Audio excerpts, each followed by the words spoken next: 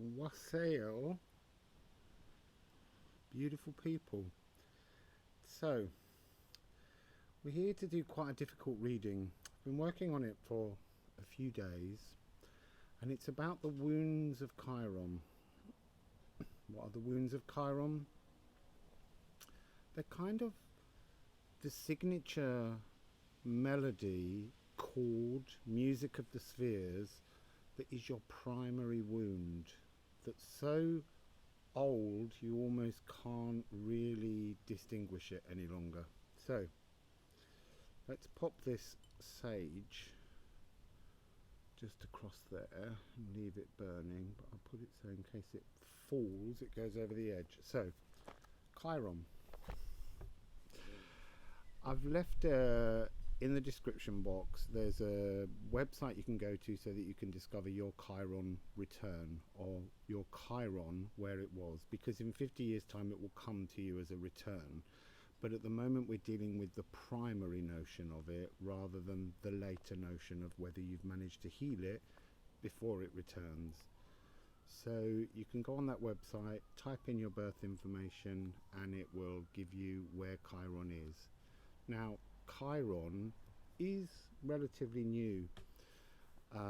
It was first discovered in 1977 on the 1st of November, but from pictures taken on the 18th of October. And at that time, Chiron was in Taurus.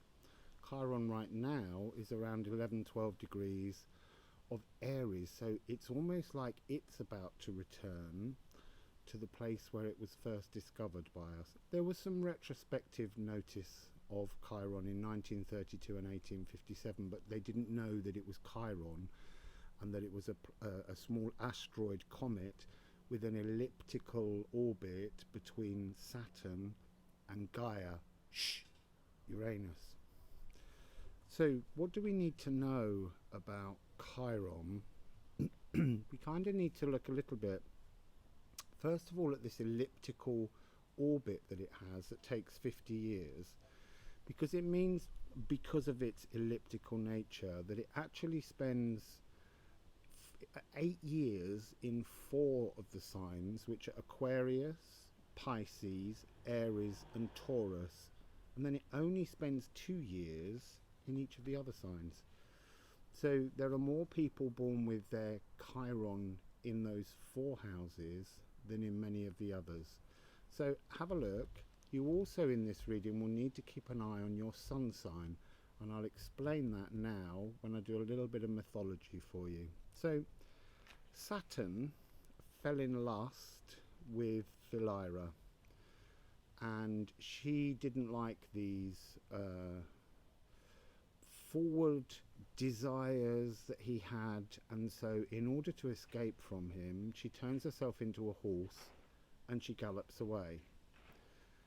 Saturn being Saturn, he works this out, and then he goes off turning himself into a horse to go and find Philyra and to have his lustful advances with her, which he does, and then he goes off. Philyra discovers that she's pregnant. She gives birth to Chiron, who is half human, half horse, and she's so disgusted not just at his physical appearance, but also at the fact that it's a child that she never desired of Saturn's, that she also abandons Chiron. So the primal wound of Chiron is this wound of abandonment, but that will come in many other forms for us, because there are many other stories to be told. So poor Chiron, all alone, then gets adopted by Apollo, and Apollo is the sun god. And the sun god Apollo is very well versed in music, poetry, dance, the healing arts, archery, many things, and he decides to adopt Chiron with his sister Artemis, and they decide to teach him all of these arts so that Chiron might eventually heal his wounds and become a guide and a mentor and a teacher as well. So there is another part to the story in which Hercules wounds Chiron in the knee with a poisoned arrow, and because Chiron's immortal, he can't heal the mortal wound, and so he's always left as the one needing to be healed. Okay, so the wounded healer. And then Chiron witnesses a kind of a momentary battle of the centaurs, which is called the Centauromachia, in which the Lepites and the centaurs have a big fight at a wedding that goes on for a year. And bearing in mind that Chiron is not the same as all the what they call bad centaurs, but is actually this completely separate centaur who has human front legs and equine back legs, whereas all other centaurs have 4 equine legs. Even though he stays out and witnesses this, he's then, through his civilized and very kind and generous nature, he's banished as well, along with all the other centaurs. And so there's these series of wounds that keep taking place. I also want to just briefly pick up on the notion of what is a centaur other than Sagittarius, because it's very important to consider that humans around, I think, 4000 BC, 6000 years ago, BCE, before the Common Era, they tamed wild horses and began to go on horseback and ride into war to attack and take other things. So these humans riding on these horses would have appeared very mythical and very much like centaurs, as was described. But centaurs go back much further, especially with Sagittarius, because in the early Persian, Babylonian and Sumerian stories, you will see in their astrology there was also a centaur figure. And this is to do with, especially in the Sumerian and also the Greek stories, the Greeks talk about it's to do with the difference between being civilized and being a barbarian. And so in the story, the Epic of Gilgamesh, he's a single god and he's a giant. No one can match him, no one is his equal, and so he develops an arrogance towards the people that he rules over. So the gods create Enkidu, who is his equal, almost like a twin but not quite, and Enkidu is raised by wild animals. And so when Gilgamesh hears of him, he decides it's his duty to civilize the barbarian. So as he brings him into civilization, all of the wild animals turn their back on Enkidu, and then a bit of a bromance starts because he's met his equal, and they go off and they kind of destroy a sacred forest, and this so annoys the gods that they say that they will take the life of one of the 2 brothers, as they're known. And so Enkidu is taken away by the gods, and Gilgamesh grieves. But what Gilgamesh seems to not be able to quite see in this scenario is that really, although he considered Enkidu the barbarian, there is a barbarian within Gilgamesh, just as there is a barbarian within all of us that we need to heal, we need to bring into the sense of being more civilized. So we're going to look at a reading for each of the signs along with the sound healing. So we're going to begin with the sound healing, and I've got my little book here to write down the timing. So in sound healing, so let's start that at 8 minutes 40.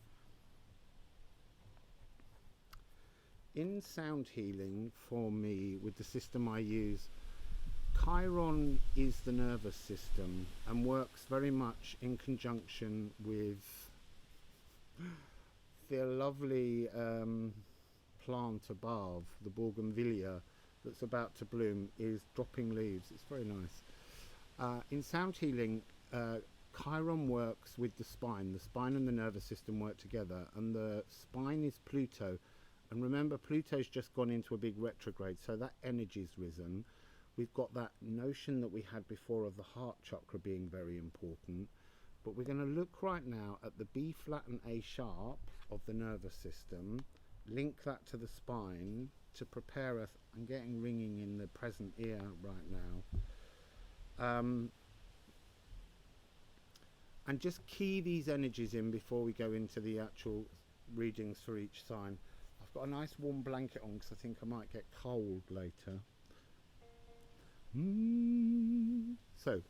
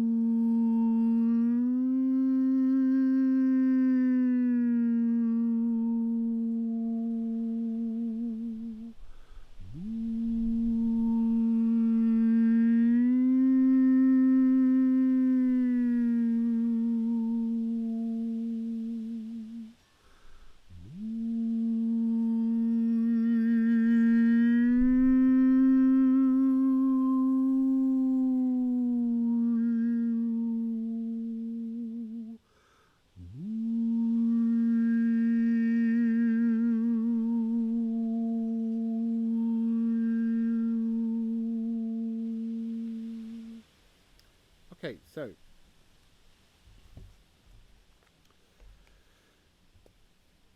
healing your Chiron wound, we're going to be looking at some quite dark energies, and we're going to take a card for the wound and a card for Apollo that's kind of like the exit point. So we're kind of seeing, that's why I've got these two candles here.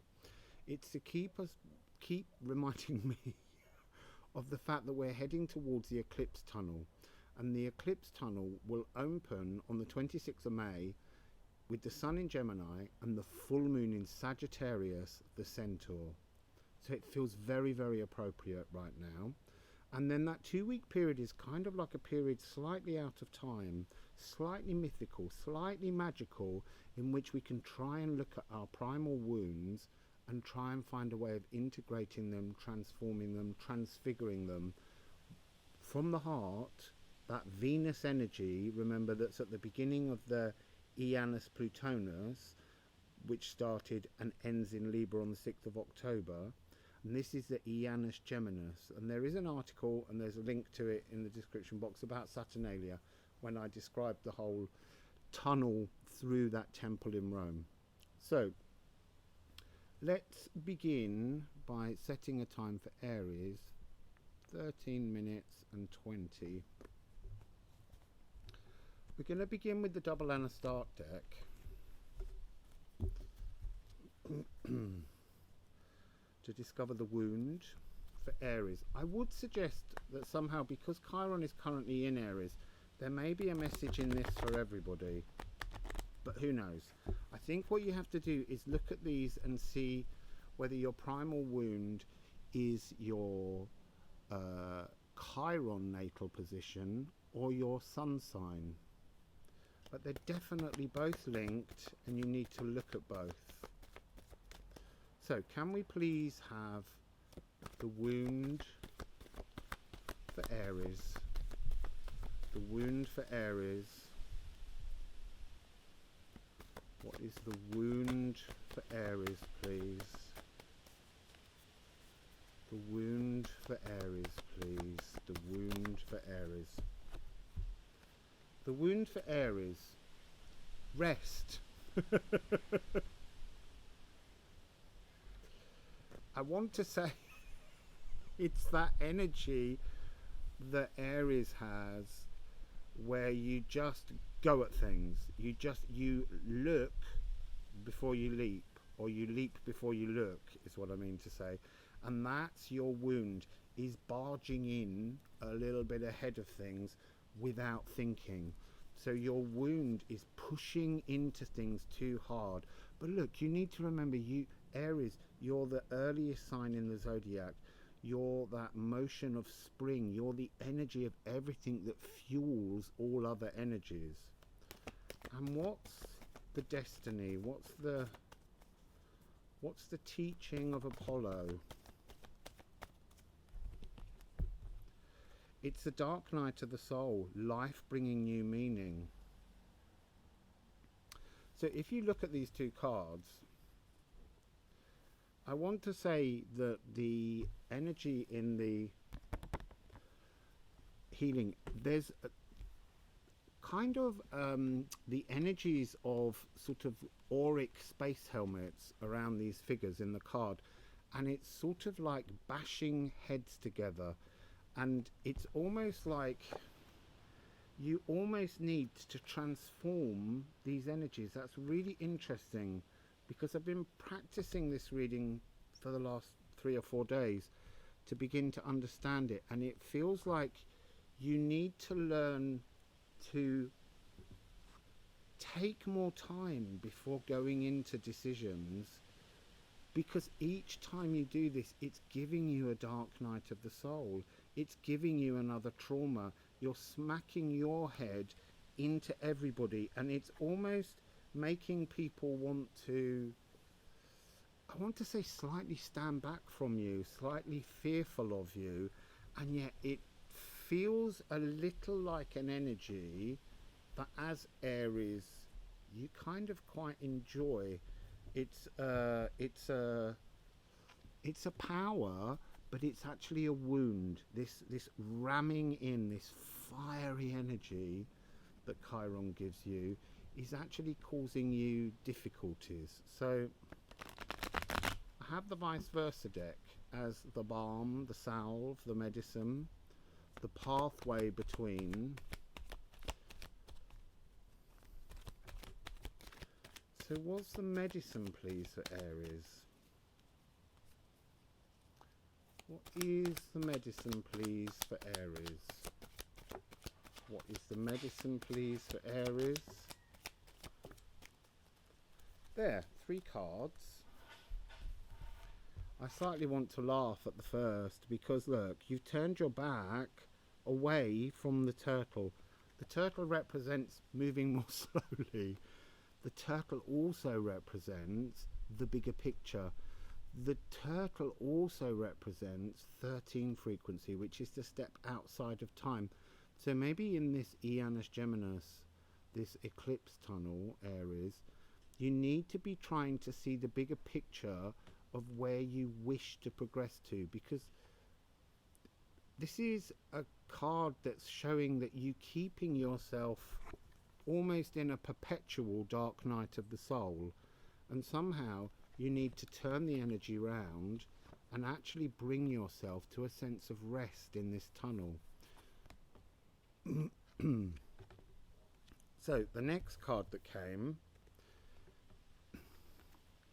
this is gorgeous, this card. This is the 6 of Batons, and this card is talking to me about a sense of a false victory. So what do we mean by that? It means that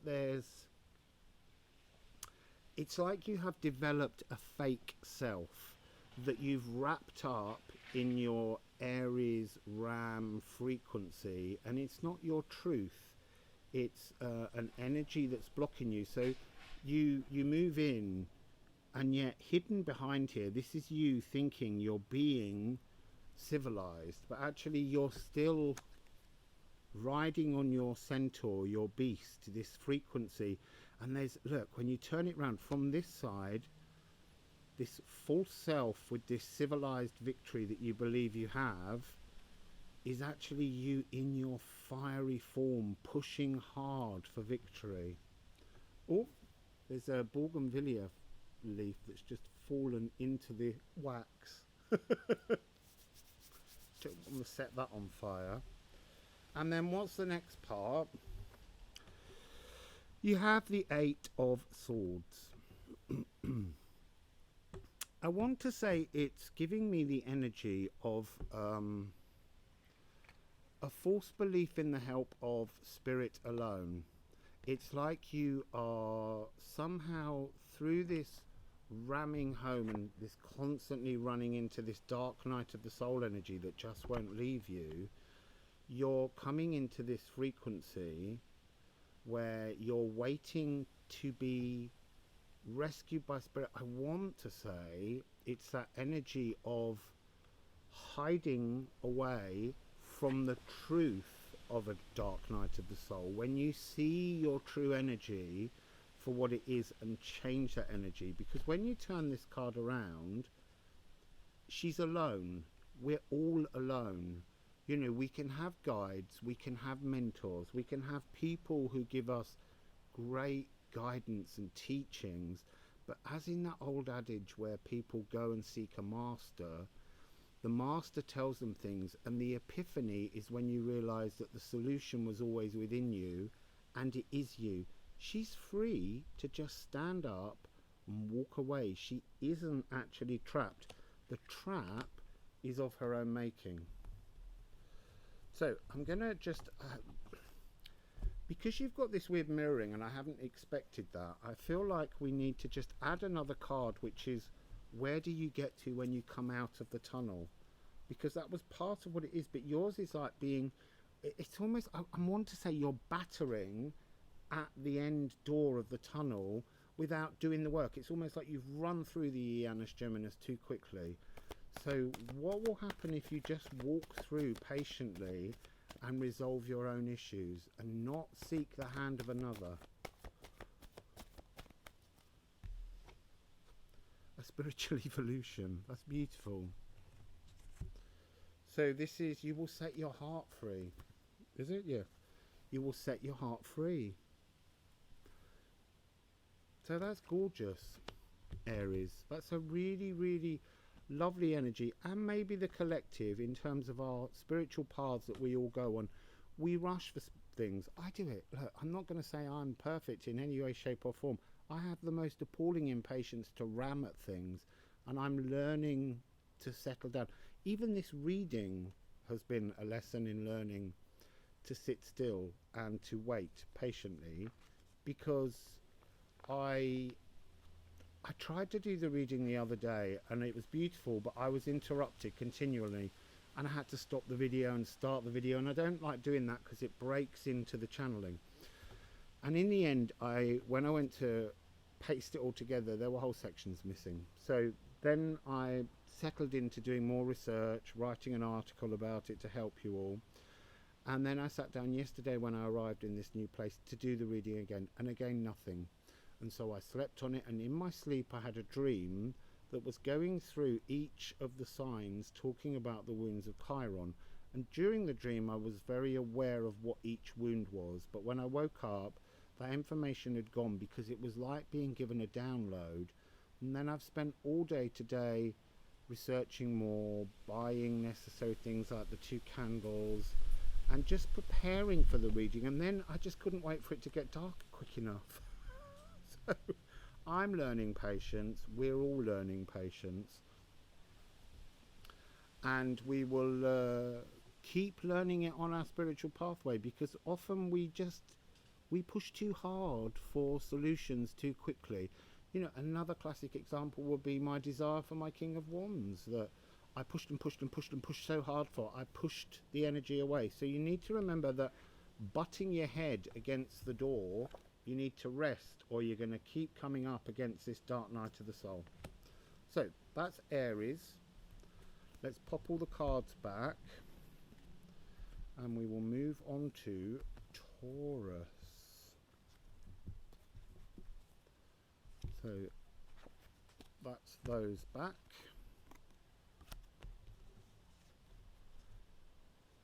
I want to say that having delved so much into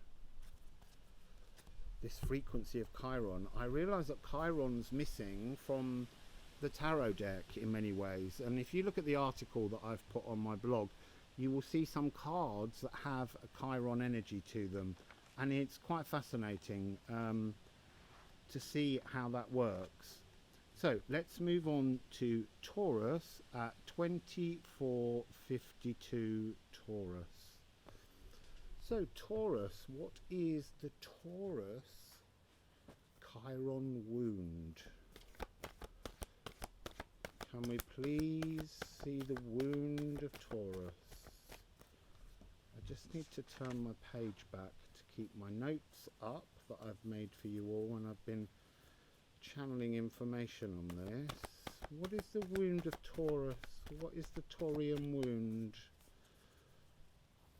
What is the wound of Taurus, please? Will you please show me the wound of Taurus?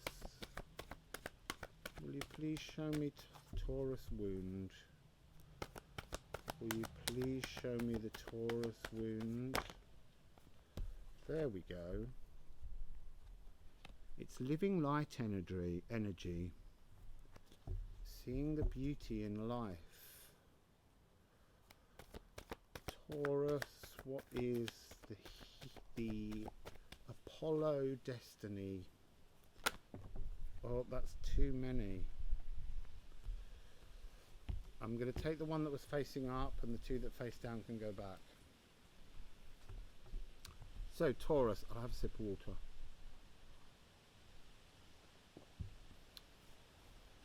Taurus, living light energy. This is the energy of the Divine Nine. This is the frequency of the energetic Yggdrasil tree that's hidden behind all atoms. And down below there's a kind of a graveyard of the Giant's Causeway. And the energy I'm getting with this is almost a pessimism that exists within you, Taurus. It's a wound that I want to say that there's a compulsive repetition taking place within your behavior, and it's blocking you from the energy of source. It's a rigidity. You are a very fixed sign in terms of your earth energy, but even with this Chiron frequency, it's like you're blinded from seeing the truth of the light. I just want to say again, rigidity is the energy that I'm getting, and the rigidity, you kind of are projecting a sort of a despair on others that they have a fluidity that you don't, and so that's a very it's a very heavy frequency that's actually talking about something so light, seeing the beauty in life. I want to say almost a little bit masochistic. It's like a self-punishment. What is the, I just checked the number 25. What is the journey? What is the energy? Illusion. To break free of the illusion. So what's interesting about this card is it's 49, and 49 makes 13. Now, if you think of the way I talk about 12 frequency as being the rigid structures which everyone lives by, that need for a diary, that need for a time, that need for a job, that need to pay bills, what you're moving into here is the notion of 13 frequency. 13 frequency is the divine energy frequency of fluidity, of creativity, and this is a kind of an illusion that's surrounding you that you need to be able to move away from. So let's put down some salve and balm for you to see exactly what you need to do to move through this. Actually, I'm going to rifle them so that they've got a good frequency change.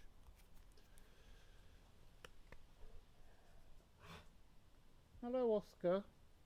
There's a dog that lives here, a beautiful elderly dog called Oscar, and it's just come down the stairs and it's snorting. So, what is the balm?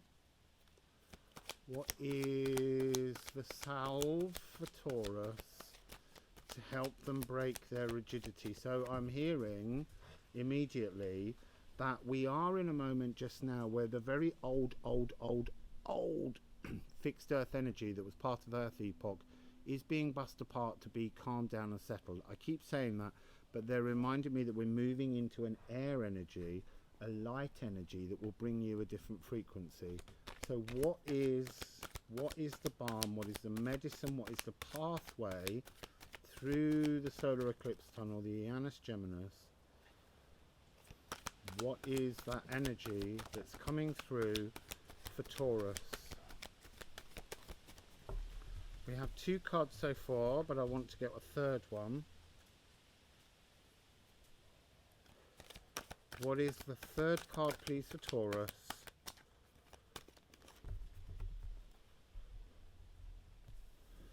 Okay, so it begins with the King of Wands.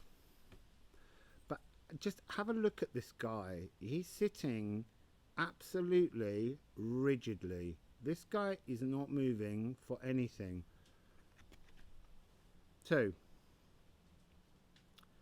I want to say he's so grounded. He's so grounded, he's immovable. And yet, when you turn it round, there's slats of light coming through. His throne, that you can't see fully, looks fairly firm. But when you turn the card round, you begin to see that there's breaks in it. It's almost like you're trying to hold on to something so rigid and it's falling apart in your hands, and that's, I want to say, it's frightening you. It's giving you a sense of fear. It's that change. You've got to accept change, Taurus. And wrapped around the back of this tree is an enormous Kundalini snake that's calling out to you to change your energy, to get this frequency of light, source energy, to flow with you. And then you have, this is very much a Chiron card, because this is a card of healing. You need to move your emotions. So the star pours water. She tempers all the cosmic waters. It's about changing, I'm being told, changing the story, changing the tune. It's like, this is the song of Chiron.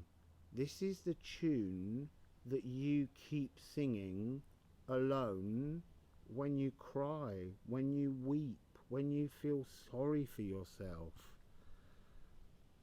Which is a very difficult energy, because you've got to find a new tune.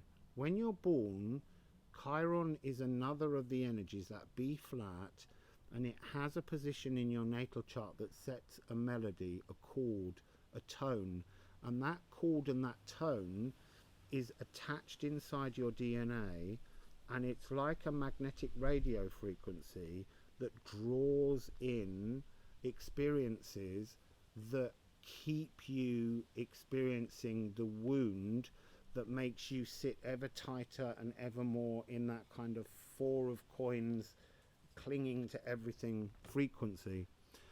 And yet, if you turn this card around, you see the energy of, I want to say it's the frozen frequency of Apollo. It's like Apollo came and Apollo saw you, and Apollo downloaded healing frequencies to you, but you just froze that moment and you haven't moved past it. You're no longer hearing the messages from the light fully because of your fixed energy. So you've got to learn to unfreeze and flow, to be much more fluid with the Akashic records that are offering you new energy as we move forwards. Now, you've also got another major arcana card. You've got the Devil. And you've got the Devil in this card seen from behind. And it's almost like you refuse to allow even the energy of the devil. Look, the devil energy comes in to shake things up, but you're holding back, you're not looking, you refuse to see the frequency of change that this energy brings. It's not a dark, horrible, nasty energy. It's an energy that will free you, but it won't. You can't free yourself from the bonds of being fixed unless you go round to the front and unlock the change yourself. And what are the chains? The chains are almost, they're saying to me, they're like a frequency that goes back and back and back through your DNA. You're looking to go into the Akashic records somehow, and this time tunnel in the Janus Geminis will allow you that energy. It will show you how to get there. Now, because that sounds a bit confusing, to break free of this illusion, that feels very much like it's in your DNA. It's something that's holding you there. It's not just in your DNA, but being in Taurus energy is making it much more molasses and sticky. The energy of the world is changing. So, can you please just give us a clue as to what Taurus might do? How they can connect? How do they see their way through this energy? There we go. 1, 2, 3. Oh, it's gorgeous. So, Taurus.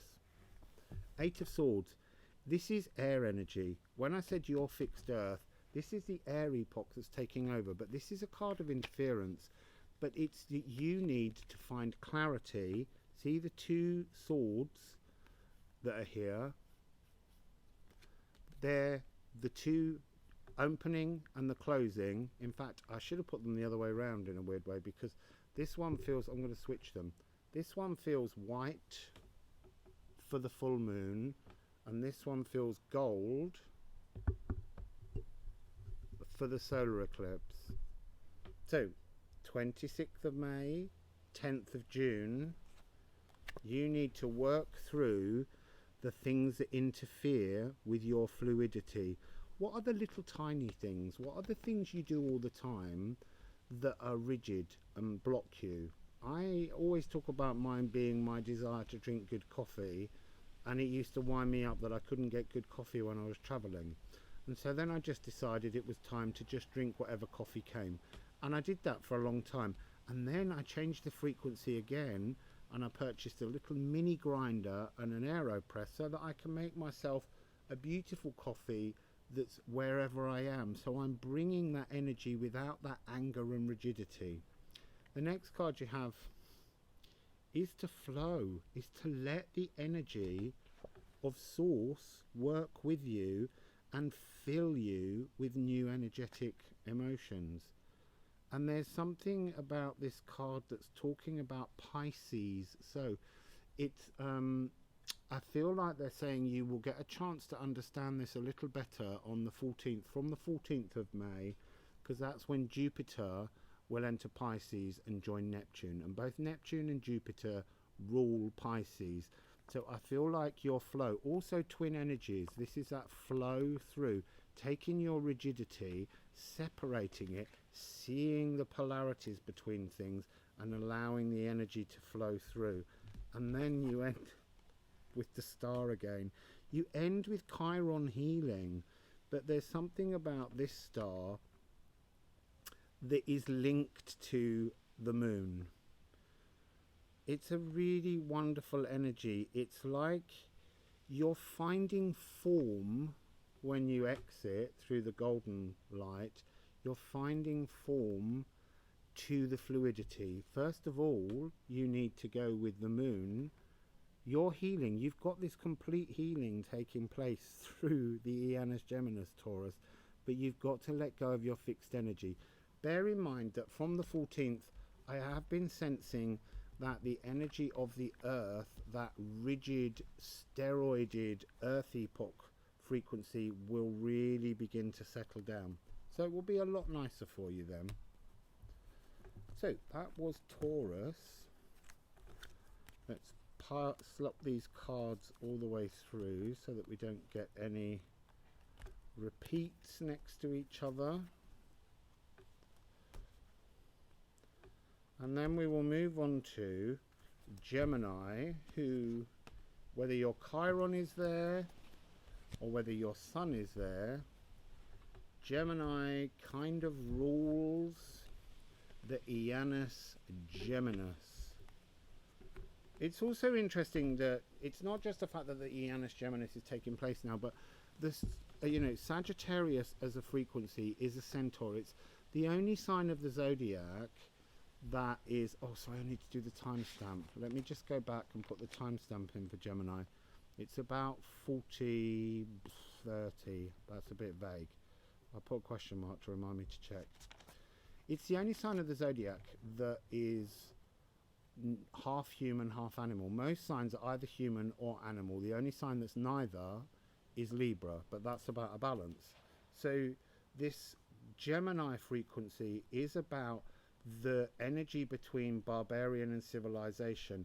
You enter a barbarian, you leave civilized, maybe. Let's see. So, Gemini.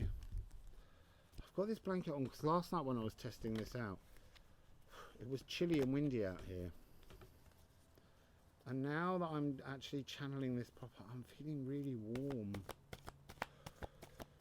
So, can we please have the Taurus wound? not the Taurus wound. I'm going to take that back because I said Taurus and it's Gemini. I really need to focus on that. Gemini. We're on Gemini now. Can we please have the wound for Gemini? I'm going to put that one back as well because I'm going to rifle them. I need to really focus, Gemini. Sorry. But it's your tunnel. You own this eclipse tunnel, Gemini.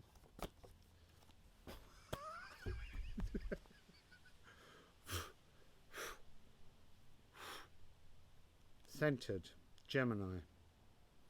Please, Spirit. What is the Gemini wound? What is the wound for Gemini, please? Oh, there's a big... That's too many cards. You can't have 4 wounds. Sorry. You might have, but you can't today. What is the Gemini wound? Please show me the Gemini wound. Please share the wound, the primal wound for Gemini. The primal wound for Gemini. The primal wound for Gemini. The primal wound for Gemini. Divine consciousness.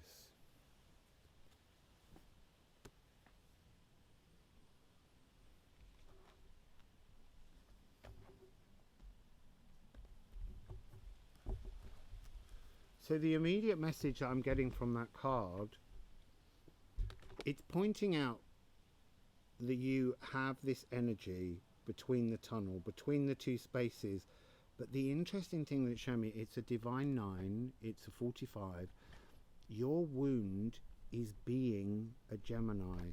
You live to be 2 different people. You live to be one version of yourself and another version of yourself. You've split yourself by the very nature of being a Gemini into 2 separate beings, almost 2 frequencies, one that's more your inner truth and one that's your outer truth. You're civilized and you're barbarian, and you need to get your energy into oneness. So your wound is the very nature of being told through the zodiac that you are these twin frequencies, and that very notion of being a twin is pushing aside your ability. You're drifting constantly as you look deeper into yourself, and you're not bringing your energies into a oneness. So what is the Apollo destiny? What is the Apollo destiny? Boundaries.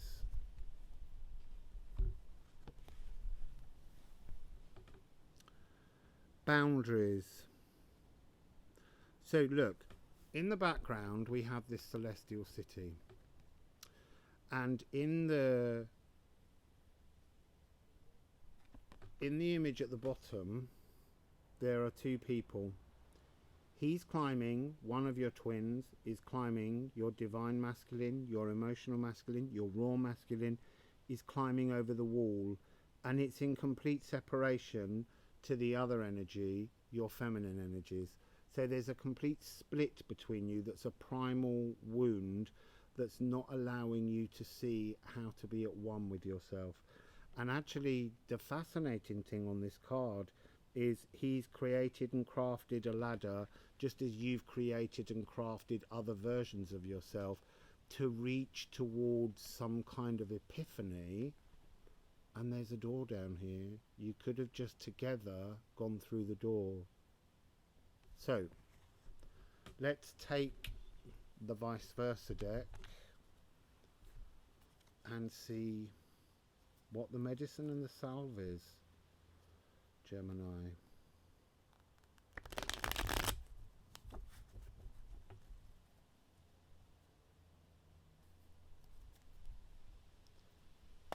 What is Gemini's balm?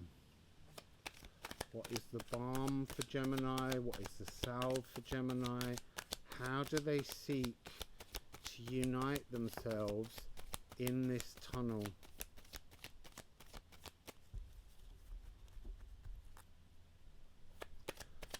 What does Gemini need to do? Oh, there's actually more than one card there, but I'll just keep going. I'm being told that this one sticking out has to come out because it's another energy of Chiron. It's the Hangman. So what do we have? There's another card of energy that just came up before. So we have this Five of Pentacles.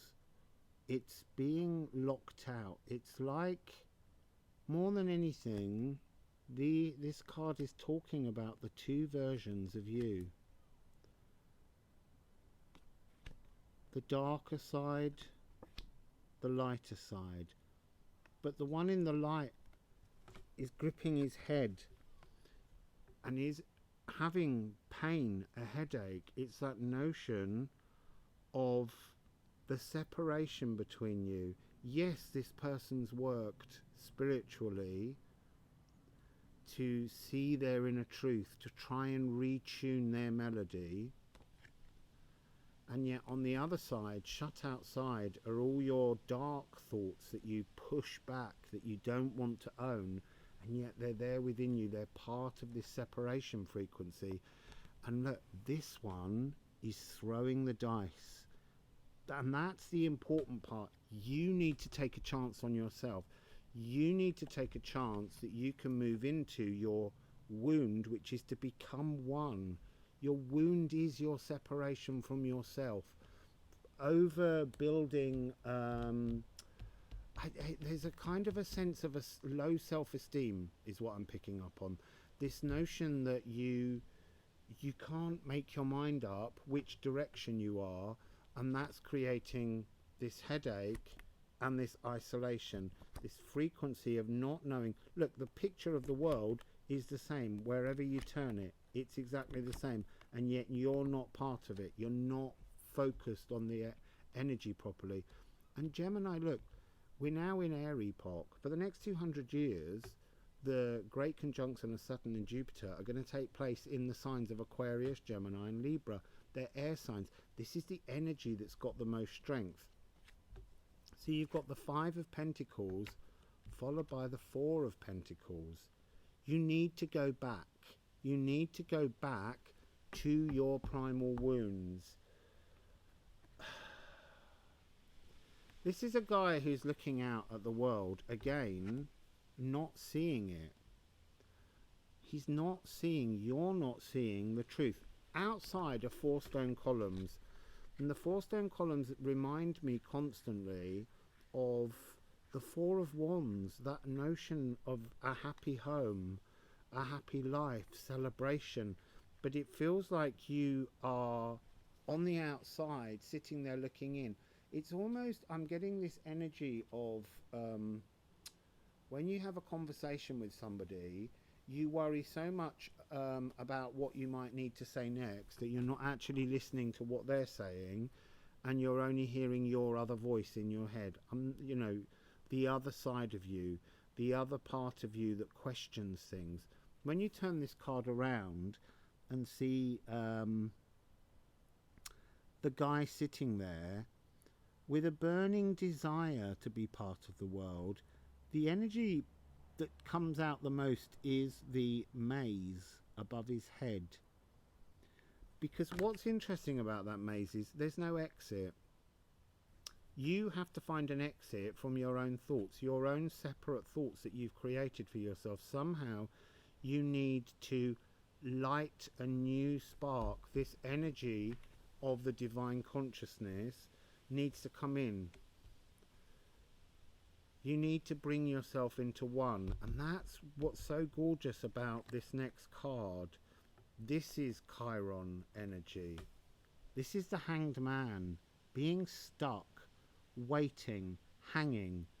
But it's telling you again to come into your oneness, to own the wounds that have been created and you've allowed to trap your mind. Because this is an earth card, but this energy around his head is talking about thoughts, is talking about how the ball just keeps rolling around the maze and it never finds its way out, because the way to get out is to become just one, to stop being two things. And the back of this card shows you, Gemini. The separation of you holds you in the darkness, and the light of you, the solution, is to be your oneness. What else is on the back of this card that's interesting? There is a small snake, a scythe, and there's two masks, the sort of comedy tragedy mask, but it's almost like, I don't know whether you can see them, they're just down at the bottom corner under the scythe. They're kind of the two faces of Gemini, broken apart so that you can reveal the true you. So your journey through this Janus Geminis is to try and find the true you that understands that the boundaries are created by you. The divine consciousness, the singularness that will open this small door, sorry, on this card, that's just down here, to open that door, which is the exit point at the solar eclipse, is to find a way to be totally at one with yourself. Okay, so that's Gemini. And we're next going to move on to Cancer. So let's just mark a time down for Cancer. 53:37. Cancer. So Cancer, let's rifle the cards and let's find your wound.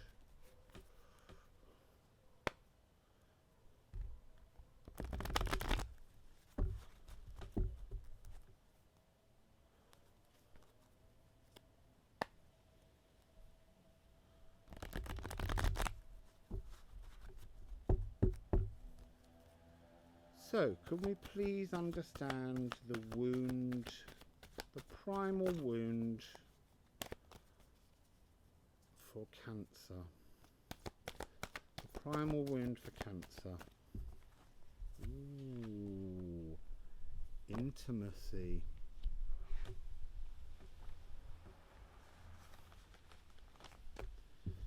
Intimacy, a fear of intimacy. And that's very odd because you're a very watery sign, but this could be the Chiron wound part that gives you a fear of intimacy. Interesting. Ooh. And what's your Helios destiny? Galactic healer. Move forwards with an open mind. I want to say that there is a wound here that is to do with not understanding intimacy of the self somehow. It's a 6. It's finding a balance, Cancer. It's about, I want to say, because of the energy of Chiron, this is very much... there was a greater intimacy somehow between your parents than you. It seems a very uncomfortable frequency, but there's something about the distortion of intimacy within the family home, and there's a series of formula that exist within the DNA of the mother's line here, and a lack of magic in the father's line. There's something about his line that is about a false intimacy, like not understanding the light of the mother, the father and the mother not understanding each other, and it causing you to not understand the truth of intimacy. That is a heavy wound, because that's really early on. It's a sense of false intimacy that was presented to others, to the world, to neighbours, to people around you, that didn't exist in truth. And that's really messed with your mind. And then you have, this is a beautiful card. This is to move forwards with an open mind, to readjust. But this is a card of being a healer. This is a true frequency of a Chiron healer energy. To understand the primal wound and to be able to teach how to avoid the primal wound to others while still remembering what that wound inflicted upon you. This is very much that sense. It's not abandonment, because I feel like these characters were always there, but it's a distortion. I need to put my chair forwards a bit. I feel like I'm a bit far away. So, yeah, a distortion of intimacy. Let's dig out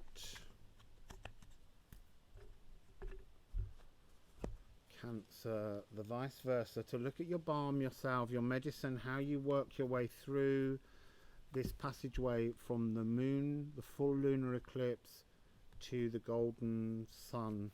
It's interesting because actually this card has those two energies, you know, the gold and the light. The moon, it's like there's a, it feels like this is a secret that's still unspoken.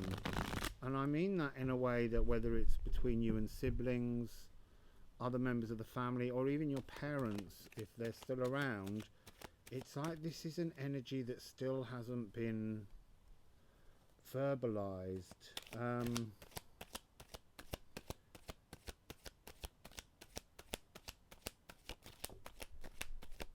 I feel like it's an energy that gives you so much pain still.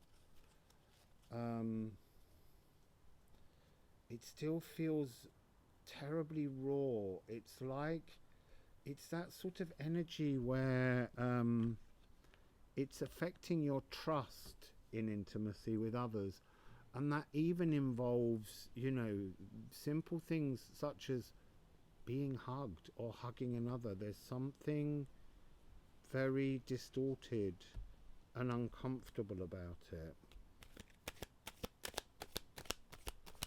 So can we please have the balm or the salve for Cancer, please? It's like it's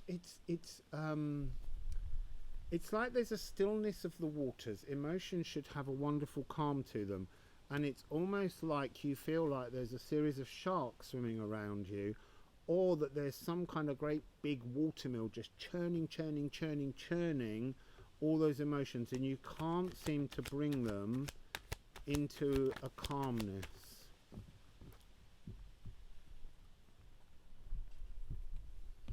So, begins with the Ace of Pentacles, and I'm getting a sense that this is, you have had to learn to create a kind of an inner garden, a secret garden, a space in which no one goes, but this energy that you have in this garden is it's almost, it's so unreal that it's not allowing you to put your emotions into the reverse of the card, which is the real world around us and the community. This fear of intimacy, this garden of, I mean, I'm hearing orchestras playing. I'm hearing like it's to drown out the fear of intimacy. And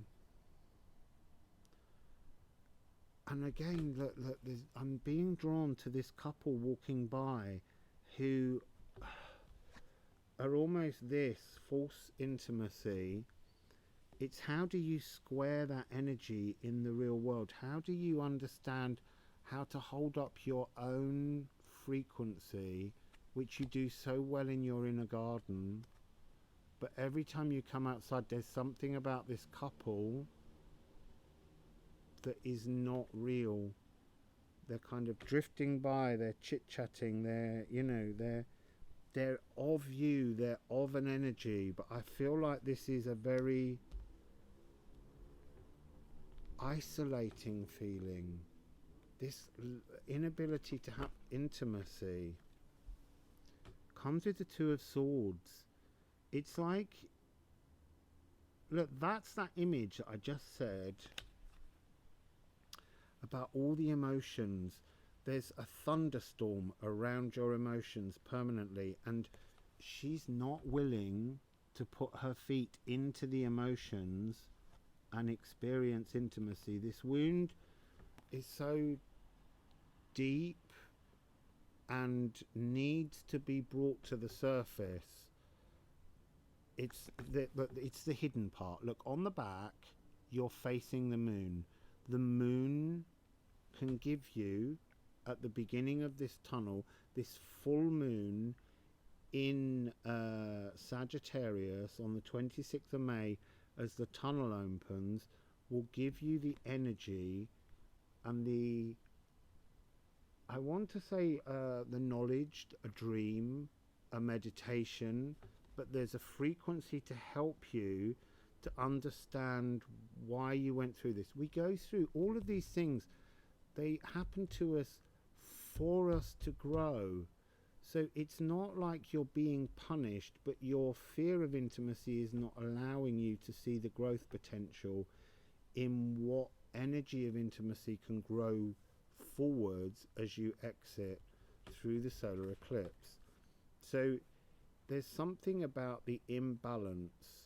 It's we've now got the card of strength, and strength here is, there's the lion representing the raw masculine, and there's the figure who represents the raw feminine. And this is an energy of infinite love, because when the masculine ego of Shiva becomes too strong and too aggressive, Kali Ma comes down and she destroys to demonstrate the energy of love. So you need to face your demon, because that's what's in the background. The demon, the energy, is a distortion of truth, and you need to see it. It's the sign, the infinity sign, is saying that this is a frequency that's always been part of society. It's part of a growth that we go through. And when you turn this card around, actually, I want to sort of say that there's something so beautifully gentle and intimate about her holding open the lion's mouth. Ordinarily, this card would have that frequency where she would wring the lion's neck, that Kali Ma energy. But this is actually about you turning round the fear of all the demons and the intimacy. I mean, look, she's so close. That lion's breath surely must stink. But there's something gorgeous and soft and calm and so deeply intimate about this card. I'm just going to take a few toff to see if we can get a little bit more information on that. So, can we please just rifle them? Can we please have a little bit more to help us understand how Cancer's getting to this galactic healer card? How does Cancer get to this soft, gentle intimacy? What does Cancer need to do to get to this soft, gentle intimacy? Oh, I really kept thinking no cards would fall on the floor. Why I thought that, I don't know. So, can I reach it without falling off the chair? Apparently, yes.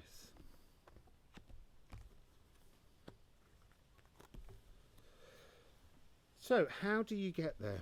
You have to acknowledge that the energy of Earth, this fixed, this is a very unintimate, unalive frequency, that you need to acknowledge that your inability to harvest emotions has made you battle weary.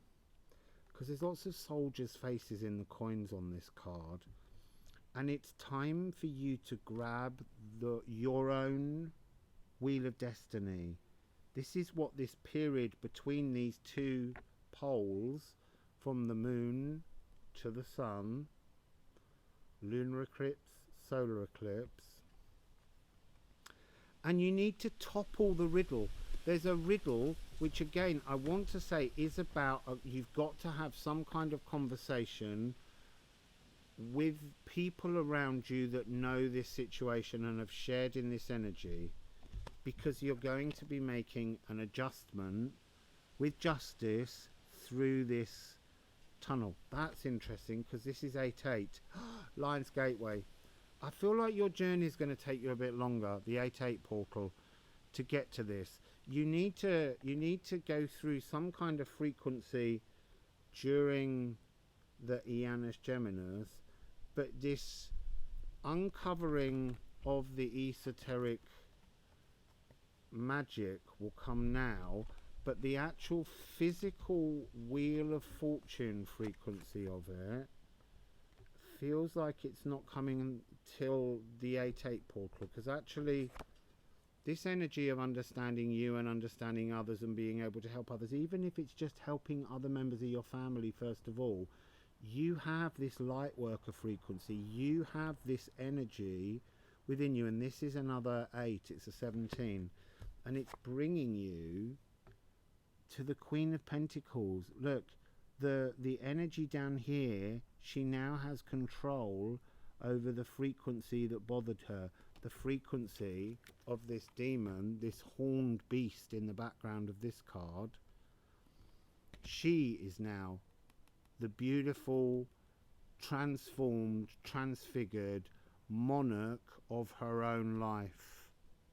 And you have to find that energy by understanding the distortions that you hold around intimacy, so that you can become a nurturing, healing light worker. It's a beautiful journey, Cancer, but it does seem to echo and resonate around a distortion that began in the home, and it's to do with a distortion around the truth of intimacy. So let's move on to Leo.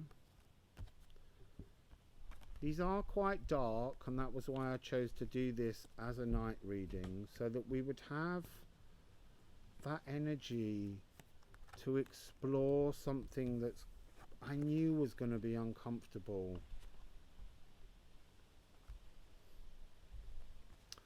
So let's just make a space. I need a sip of water. I need to turn the page, and we need to 1 hour, 10 minutes and 55. So, Leo.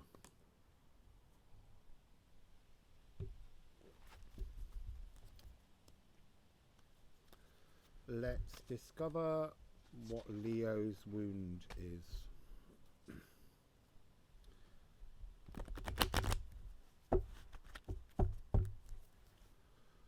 Leo. Leo. What's the wound, please? What's the Chiron wound, please? What's the Chiron wound for Leo?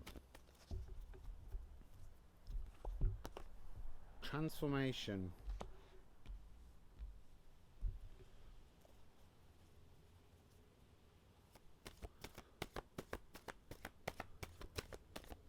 what is the Helios or Apollo destiny energy?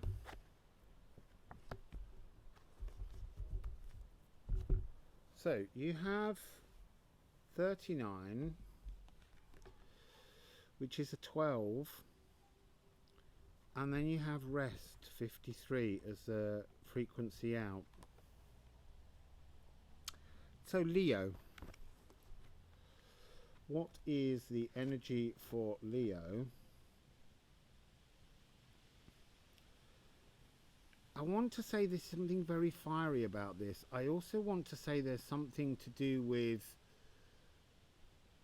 yours is about being squashed from an energetic freedom. Look, when we're first born, when we're children, our first 5 years, we don't often have very many memories. We might have just one or two very important frequencies that run through. And this is something about being forced into a transformation to be something you never wanted to be by parental and societal frequencies. So children are very much connected to spirit, and yet within us we already have that Chiron cord energy waiting to pull in the energies so that we feel that frequency. And this is about never, it's like being free, being very Leo, full of the self, a splendidly sparkling ego, just being burnished and burnt away and being restricted. And so although this is the card of transformation, it's a transformation that's been pushed on you to stop you being the frequency that you truly were meant to resonate at. And I kind of, there's something about your energy that's got a fiery vengefulness that just keeps wanting to come up. I mean, I'm really getting this frequency of burnishing, to be so burnt by the fires of desire that you have, that it's kind of blackened, darkened your ability to see your own energy. And where are you heading? You're being taken into an energy of beautiful transformative restfulness. Dolphins swimming together are about a connection to kind of Sirius B, where there's the idea of a water world, and the idea is that dolphins live in existence both here and Wales, not the country. I mean, whales and dolphins have that energy frequency of being both here in the 3D that we see, and also being connected to their higher frequencies in Sirius. There's something about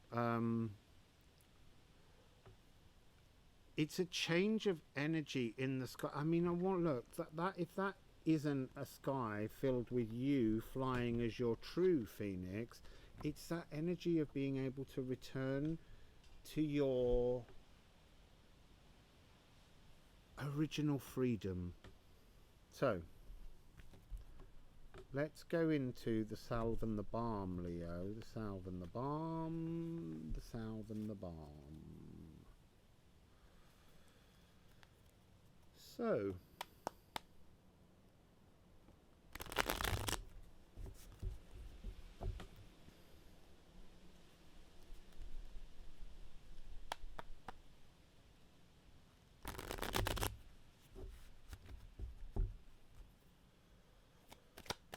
salve and the balm, the salve and the balm for Leo, please. The salve and the balm for Leo, please.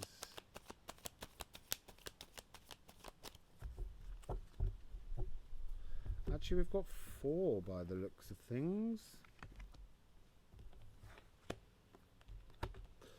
So it begins with the 9 of Cups.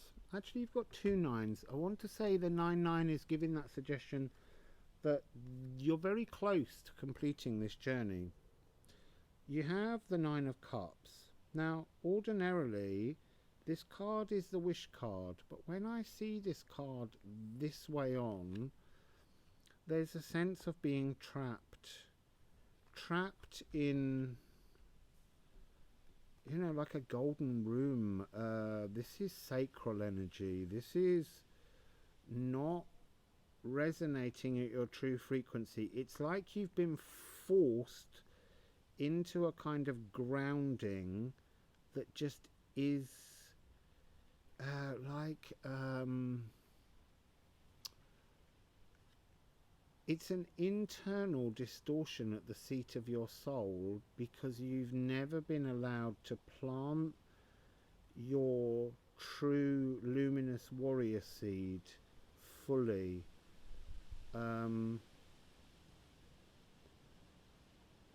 It's like I'm being given this information that it's almost like the people around you told you all the things that you had to do to suppress your free spirit, and it was always about sort of rewards, that if you kept up that free spirit energy, you would never be rewarded in life. And yet the back of the card, the transformation energy, is for you to return to that free flying spirit. I want to kind of say that there's something about, you've got to calm the vengefulness within you. There's a sense that the people that have been mean, you still play through the thoughts of wanting to have some kind of revenge. You need to focus more on the lightness of your movement forwards and not keep playing out the darker. It's almost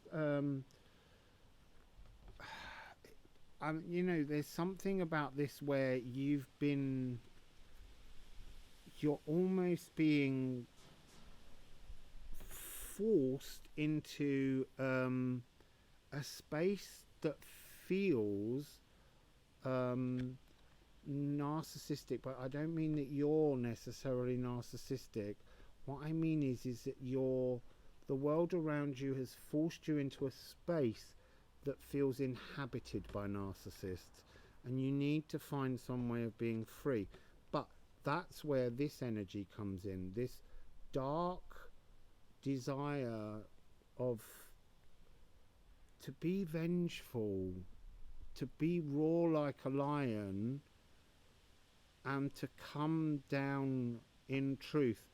And the reverse of this card is still bringing clarity, but there's light in this clarity, because this is to let go of that need for retaliation, to fly free. To fly free is this frequency. And I want to say it's a change of energy. This two of Pentacles. There you stand in your orange sacral joy, in your childlike freedom, no longer performing for all those people that repressed your true Phoenix energy. So your wound is to let go of the expectations that have been forced upon you by others. And then we have this card here, the Spiritual Warrior. This is another Chiron energy, but this, I want to say, this card looks as though someone is emerging from the cave to bring you in to learn a lesson, but actually you need to accept that this figure here is almost a ghost energy that's created a frequency that's been distorted for you. And I'm really getting that sense of it being really from birth. This could be a mother figure, this could be a sibling, a sister, this could be later in life. it could be female friends, but it's a definitely, I want to say it's that energy that we picked up on a while back, which is the dark Eve energy. It's this energy that's trying again to manipulate you, Leo. You need to free yourself from this energy, and you need to, when this card is turned around, this is, I've just photographed this card because this is Chiron, the wounded healer, the spiritual warrior who has finally moved in to his truth. And there's, yes, he hasn't forgotten the wounds that were inflicted, but you don't need to be vengeful with it. You need to come at this in a much more innocent, kind energy. You will never forget this, but by coming into your spiritual warrior, you will get to have to light your own sky. Look, actually the two cards together are bringing you that sense of sacral and solar plexus. That's the Apollo healing that's taken place. It's like you finally heard the message that your guide, and I don't mean this distorted guide, I mean your true guide, you finally heard your own message, and you are ready to rise from the ashes of what's been created around you. Just going to ask for one card from the top.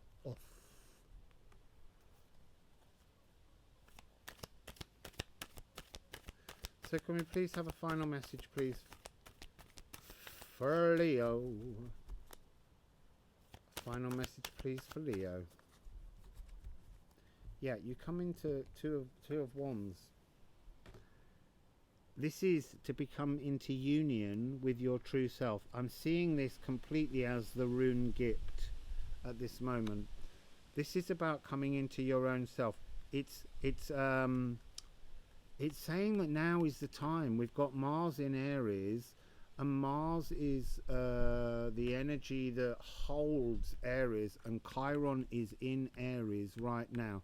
This is your time to move from that old frequency, full moon, move through to the solar eclipse and find those changes. Let go of all the pains that have been inflicted upon you and find your true innocent spirit that desires excitement and happiness. That's lovely, Leo. So let's move on now to Virgo.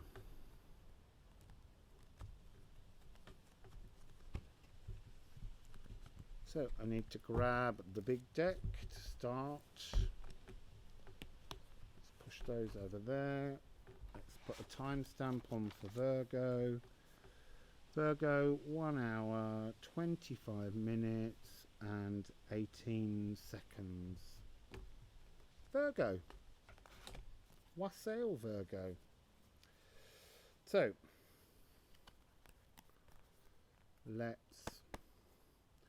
this card keeps being shown to me.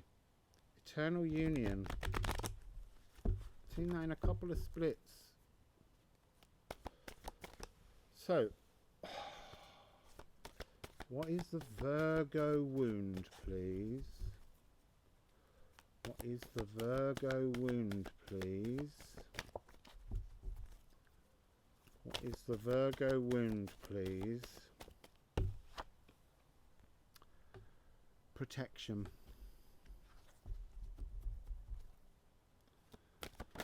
Oh, and what is the Apollo Destiny card? What is the Apollo Destiny card? Okay. So you have protection and purification. So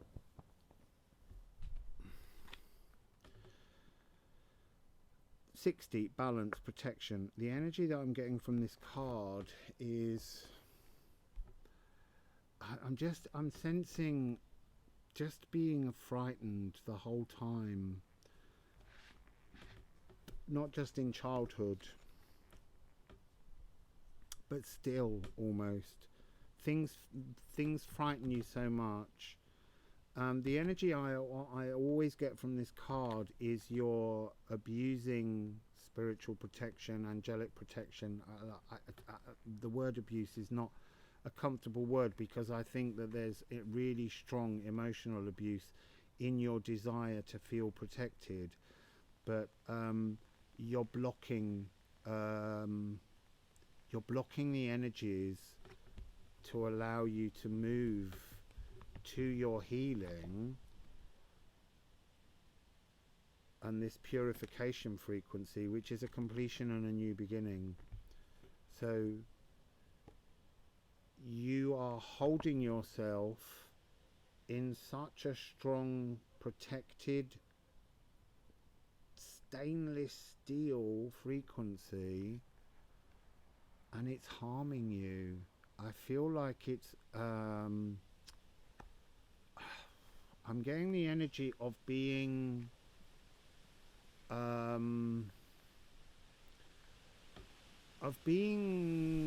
ill from this. It's like all your energies, Virgo, are not flowing properly. It's like you're constantly calling for angelic protections. And look, you more than anything, Virgo, if you think about Persephone energy, Persephone goes down into the underworld and lives with Hades for 6 months and then comes back out. I feel like you're not willing to go down and look at that darkness. So you're putting a protection around, and you're just literally, you're not able to engage in the shadows that you need to look at. And I can feel incredibly dark, fearful energy,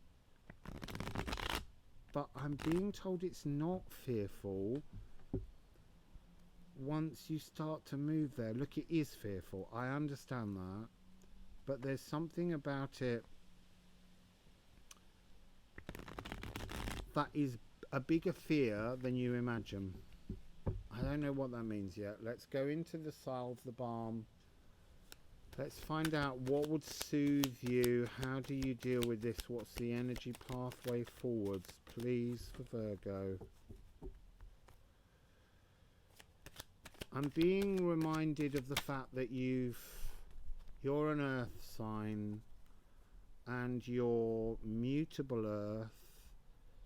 You're not being mutable enough. You're not allowing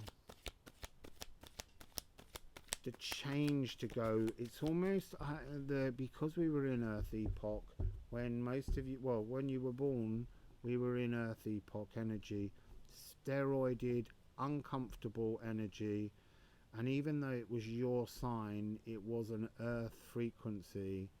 There's something about it that wasn't allowing you to fully engage with the mutability of life. And so you've put up walls, you've built castles. I almost want to say it's like a castle around your whole self. Like we can't see the true Virgo.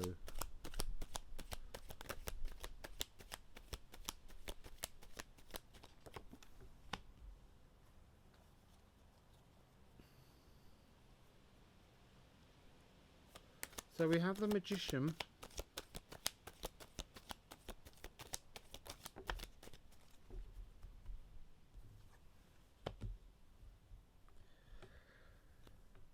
And now we have the Two of Cups.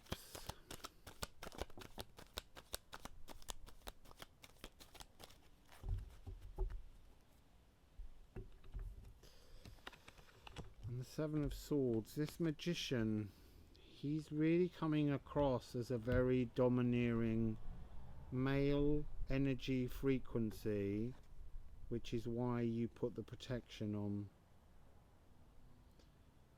It's like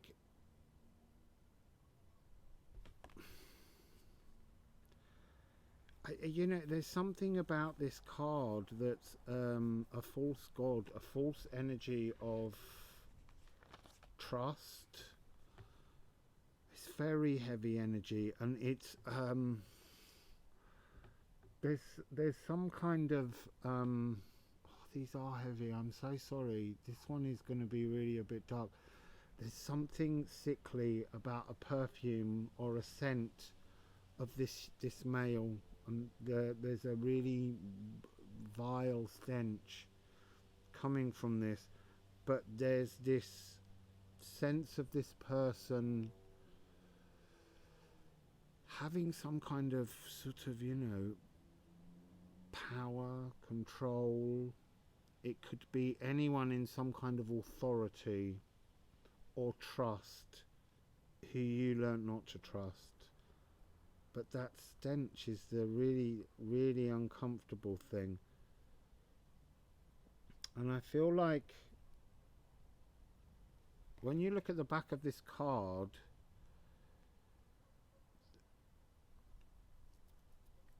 that he has a tree of life drawn on his back, and it's like there's no life within him, and this energy has caused this energy to you.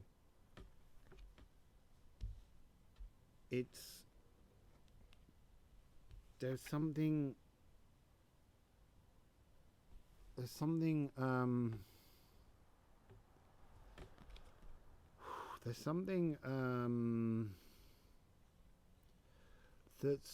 it's stopping you, Virgo, from connecting with the energies of flowing beautiful emotions, this deep energy, because on the front he's showing you everything, but behind closed doors he's just showing you this distorted image of a fiery cup of dark passions. It's almost, I don't want to say that it's just something that's kind of, it's not an energy that's purely of some kind of, you know, like sexual abuse. There's something, it's like a sort of a philosophical abuse as well. It's unfolding on many layers. It doesn't mean that it was necessarily somebody that was being wrongly intimate with somebody. It's someone in authority who's spread some kind of thought, dark emotional thought,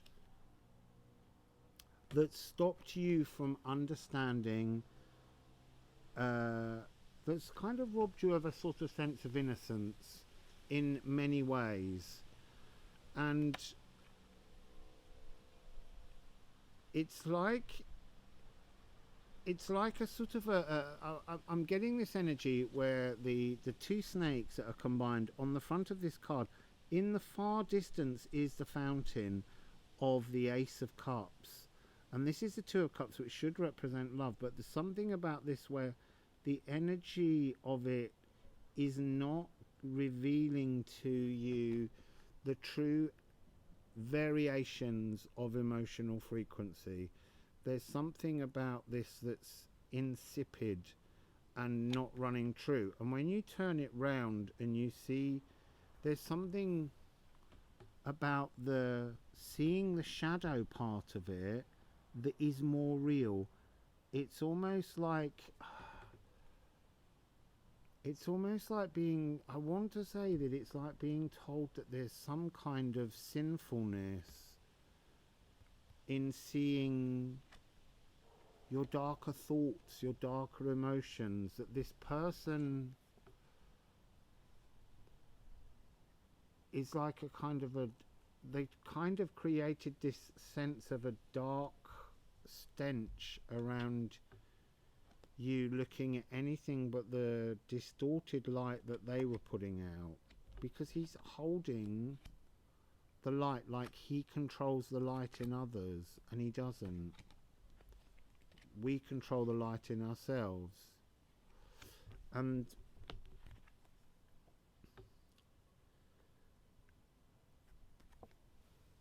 the Seven of Swords is about walking away, but the Seven of Swords now that we're in Aries epoch, is about having a clarity about leaving things behind. I'm being drawn to the two swords either side representing the lunar eclipse and the solar eclipse.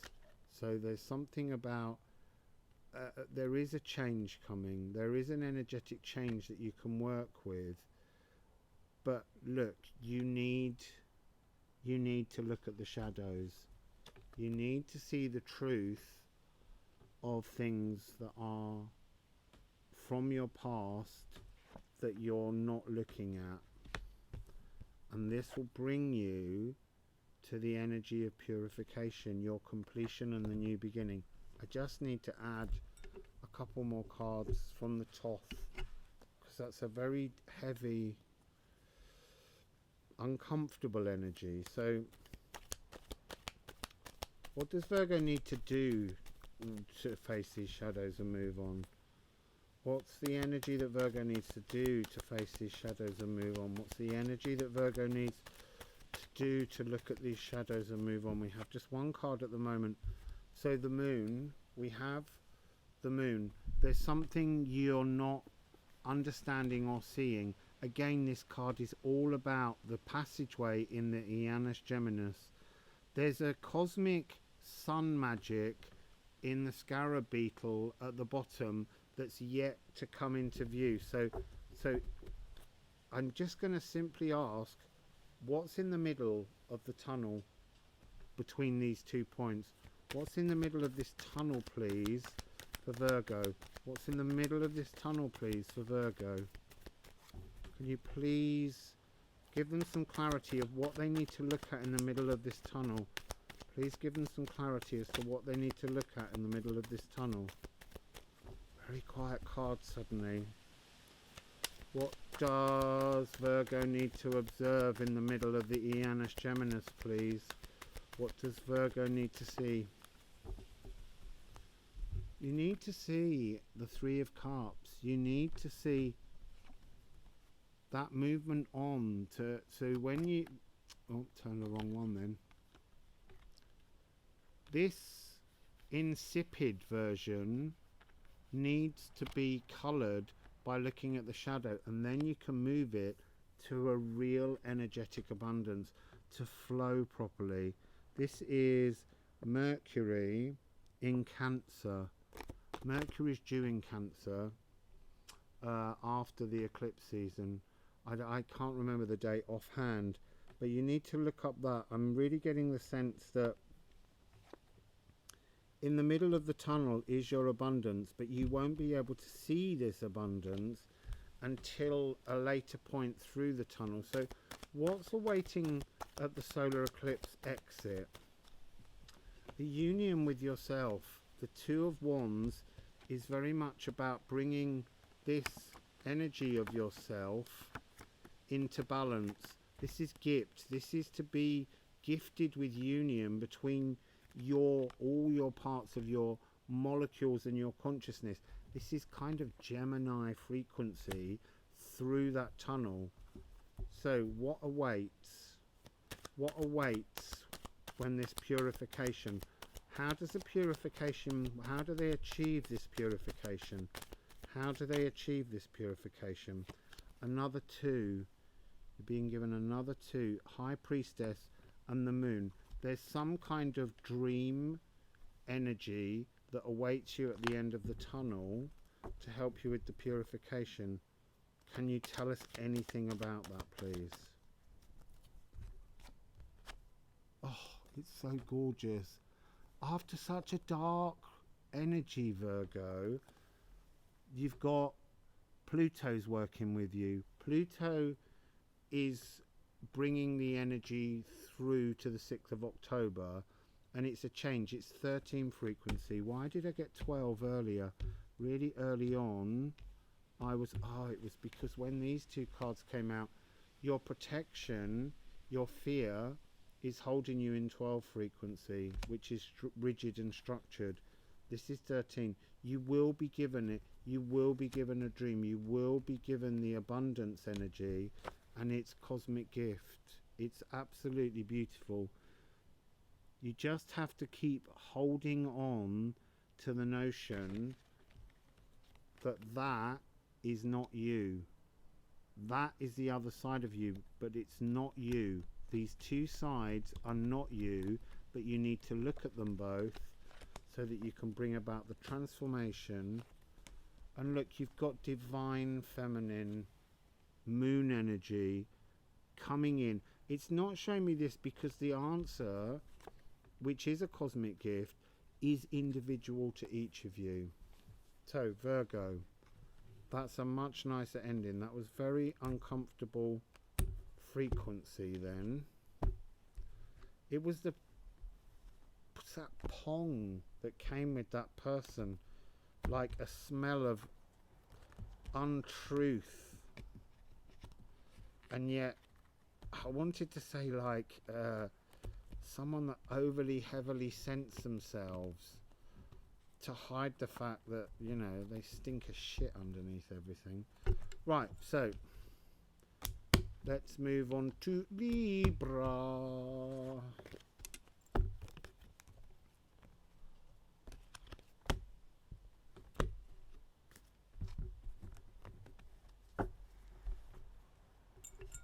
Let's have a little sip of water.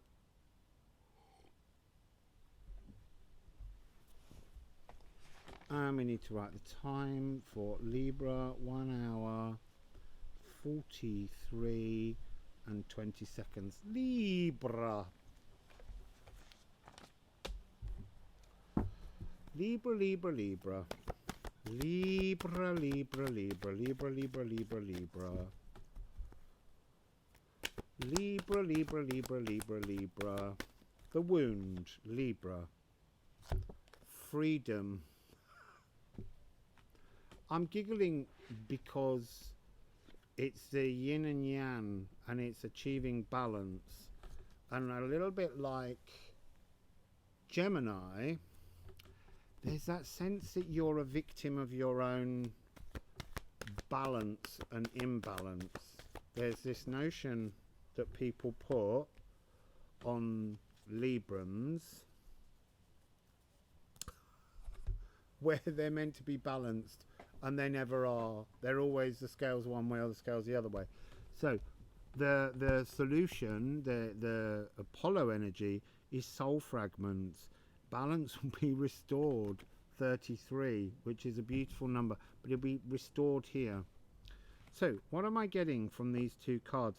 I feel like you're this is the horses and this is the human. This is an inability to weigh up the energy of what is your barbarian and what is your civilized version of yourself. And I want to say, I'm really hearing, I'm hearing cracking of whips, but it's like you're being driven in the wrong direction. You've been driven in the wrong direction from very early on, a victim of your own zodiac frequency somehow. And the energy at the end is to bring yourself, your soul, into balance somehow, Libra. So let's go into the salve and the balm. The salve and the balm.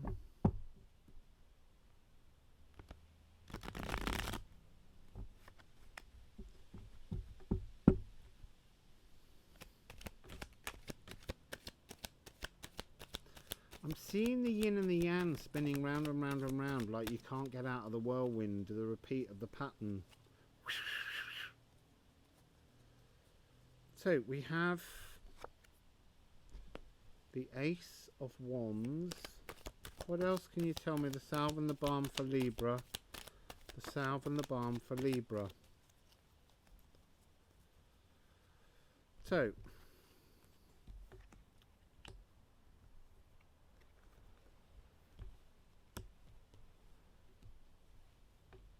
I feel like look, you've got the Ace of Wands, the Two of Swords, the Three of Wands, the Two of Pentacles, and I feel like there would be another ace. It's like you're swinging one way and swinging the other way. So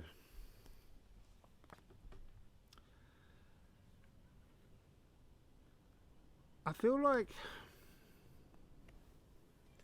look, this card kind of says exactly what that's saying. The end, I'm going to show you the back end of this card,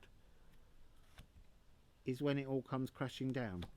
You lift the scales one way and they crash down the other way. There's something about you being a victim, as I said, of your own zodiac sign. And then we have this card, which is often seen as a Libra card: indecision and balance, holding everything in balance for others, but being so full of air energy that you're just not engaging with anything that's you. And the back of this card has a softer frequency.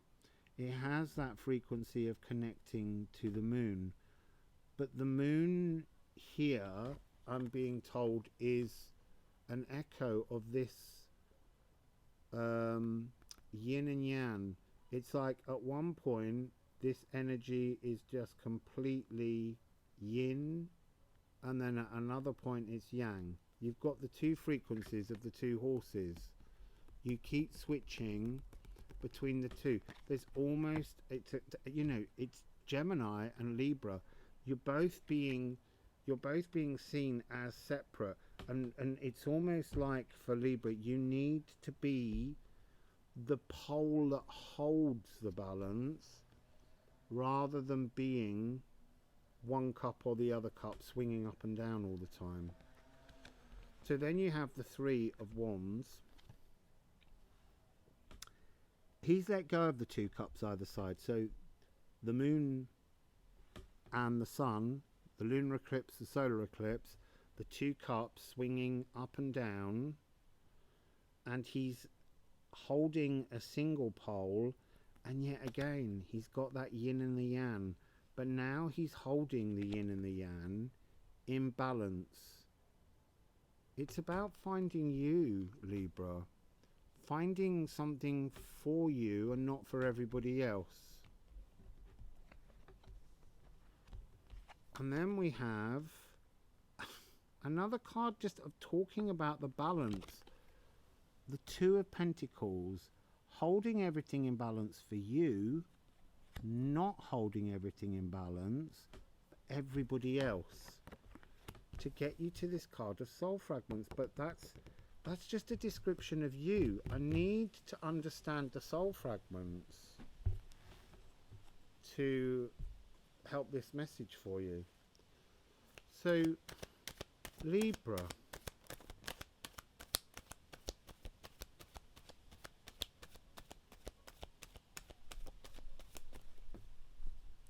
they just kind of slipped at the very end. That wasn't good. We've got two. We've got the Six of Wands, victory, and that's Jupiter in Leo.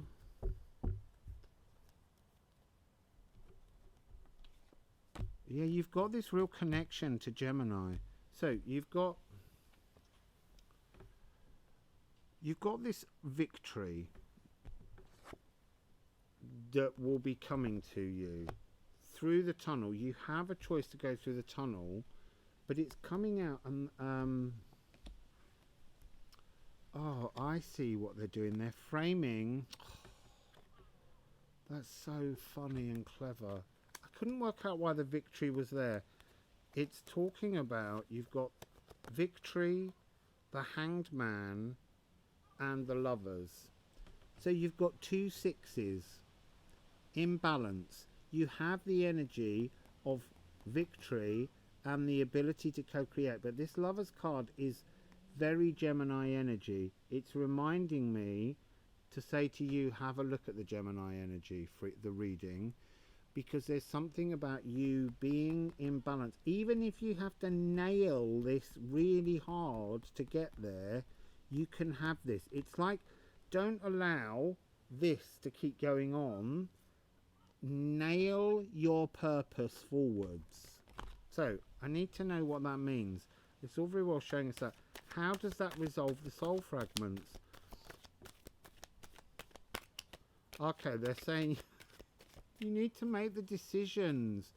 You need to decide what is your balance frequency. Where do you want to shoot your, I was going to say your Cupid's bow, just as the Two of Cups came out of love. Look, every single card in here, Libra, is talking about bringing balance to interference. And I want to say it's the interference of others often. Okay, so they're saying stop meddling in other people. Meddle with yourself, not in a rude way. So you need to find balance. Every single card is talking about images of things in balance. All of these are in balance. This is a card of balance. Everything is constantly saying balance. But what are you balancing? Your heart. You need to balance the frequency of your heart for you and for nobody else, Libra. So that seems to be your message. That feels like quite a short one, but it's about you seeking your own balance. Address yourself, stop addressing others. This tunnel between the moon and between the solar eclipse, the lunar eclipse and the solar eclipse, it has to be about you and nobody else. Nobody else. And if someone comes along and tries to get you to do something, you just have to say no. You have to try and get through to yourself and to nobody else. So we're going to move on to Scorpio.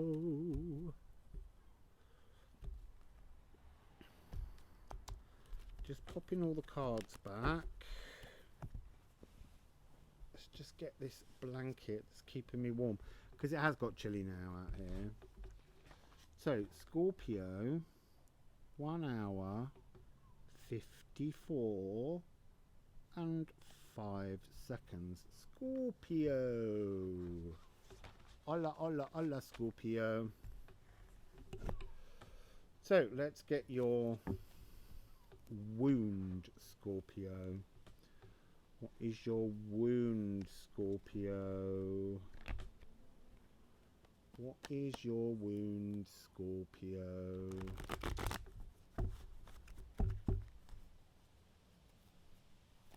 What is your wound, Scorpio? What is your wound, Scorpio? Lightning.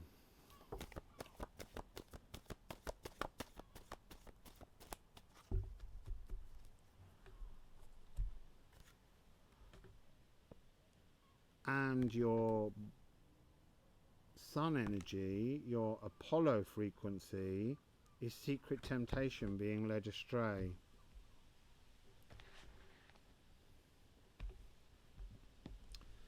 So this lightning card energy has a really strong sense of Isis and Egypt.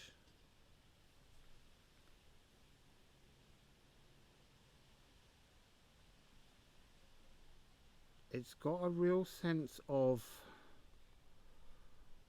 there's a phoenix energy to it, but there's something about Saturn. I'm getting a really strong energy of Saturn, restriction. It's almost like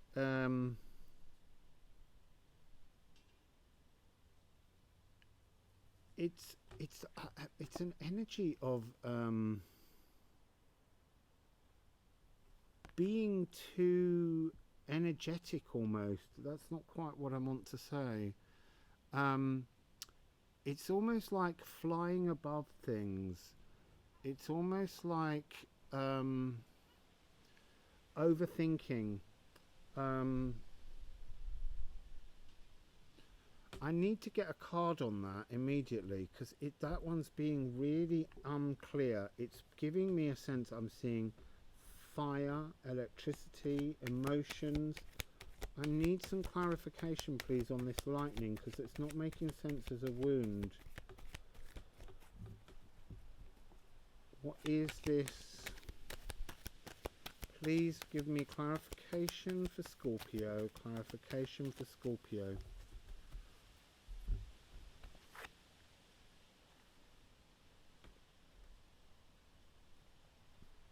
Okay, so I'm being told to switch them. This is your wound. It's to be ashamed of your own sexuality, your own emotional desires,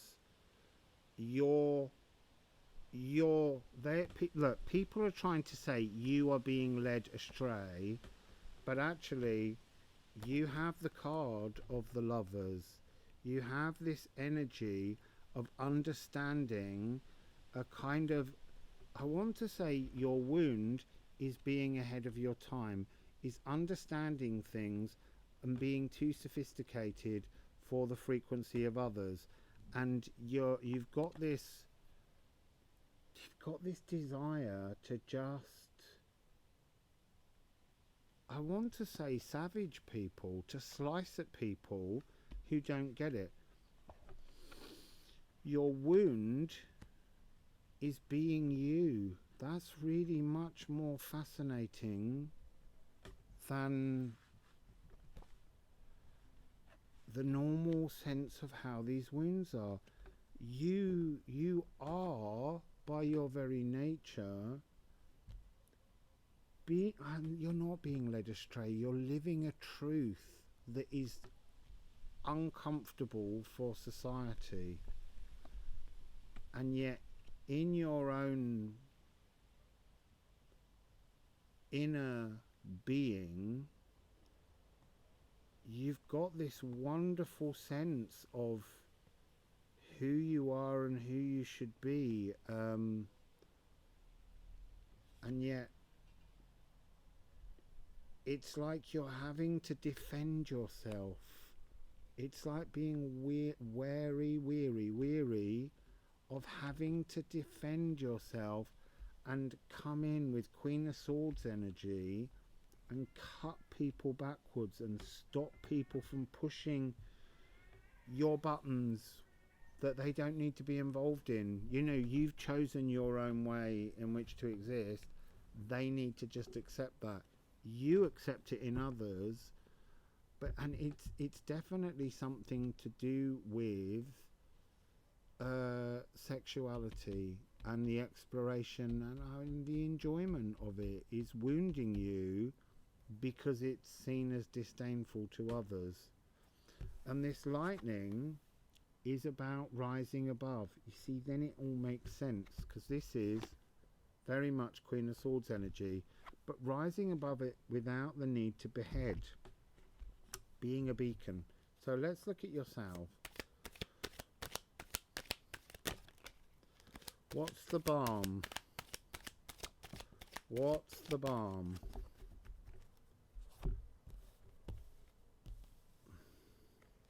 Right, so the first card was hiding another card, and then the third card and the fourth card came out.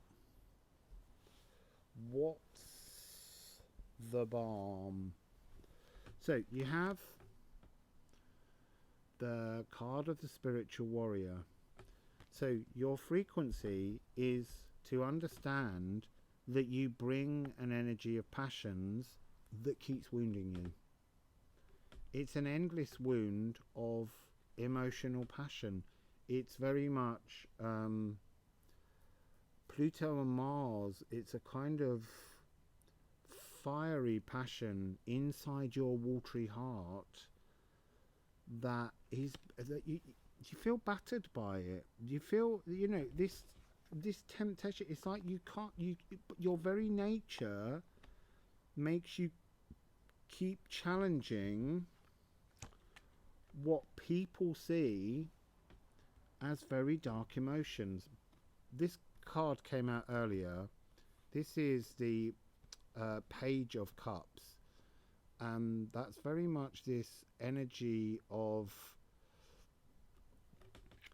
the bigger picture is being held by you below the surface. You understand the bigger picture in this thing, but that's not helping you. It's getting you bashed and battered all the time. And when you turn this card around, I kind of want to say that this sweet, kind, energetic frequency makes you feel a bit sick. Because you like this energy. Because you know the truth in that energy. You know it's part of life. So you're keeping a lid on the bigger picture, but you're refusing to present this energy. You'd rather keep presenting the slightly darker frequency. And this wounded warrior is always going to be led into the next dark Plutonian tunnel. And we're in a really big Eanus Plutonus from now until the 6th of October. Again, there's something about you hiding yourself away slightly because you just can't quite. Sometimes it just hurts you that the very nature of yourself is criticized by others, and it's almost like you've known this from very young. You know, even very young, you were being accused of, I kind of want to say like an emotional theft. But that's not what I mean, because you didn't steal any emotions. You just had a more sophisticated understanding of emotions, and it made other people feel bereft of something. And there's something here about this sun and the moon. There's something really wonderful coming on here.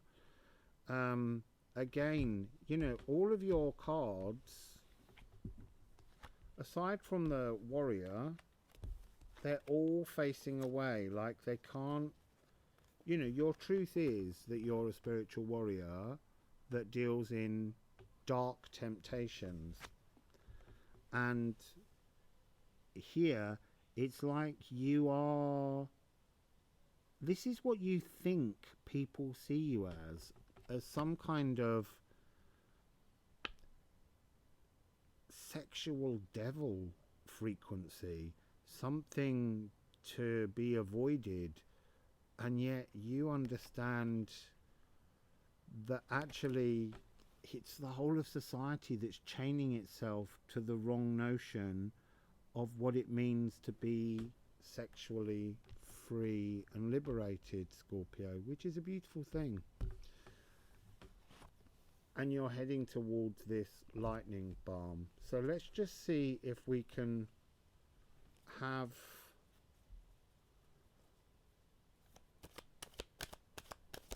what is in that tunnel that's going to help them to take off like lightning then. What's in that tunnel? It's just one card. Your inner truth. That's like the lightning. Just stick to your inner truth and don't allow anyone to tell you that you need to edit away your truth. You know, the secret temptations need to be more public. You need to own your own shit, Scorpio, and just rise above everybody. It's like you have a greater sophistication of the understanding of passions and sexuality and love, which goes in with that, but others see this as some kind of dark energy, whereas you see it as an energy that's trapping the whole of society. So, Scorpio, that's your Chiron wound. Understanding the deeper, darker Chiron and Plutonian passions that exist, and it frightening other people. So let's move on to the centaur himself, or herself, Sagittarius. So, Sagittarius, 2 hours, blimey, 6 minutes and 52 seconds. Right, so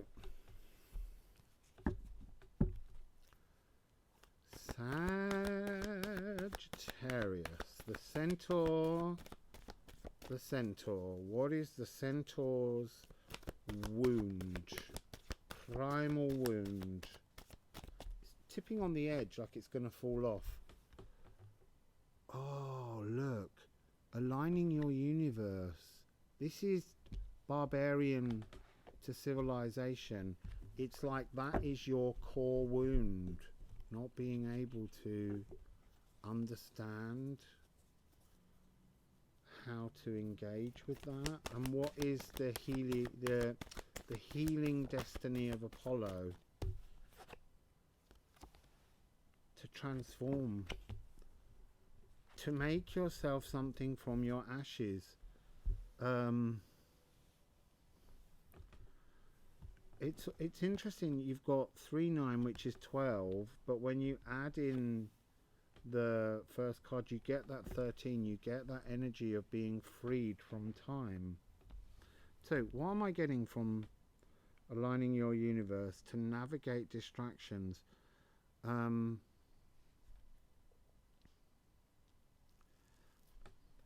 feel part of the energy of this, there's droplets. It's like things drop into your mind,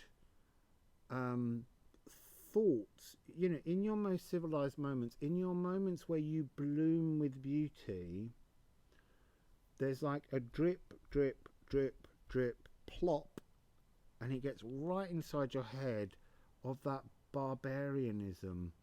But there's something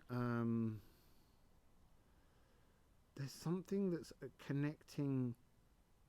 It's like your desire to be uncivilized is stronger than your desire to be civilized, which is very odd.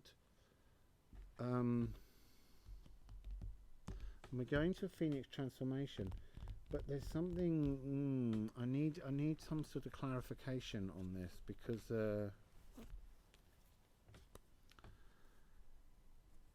something about being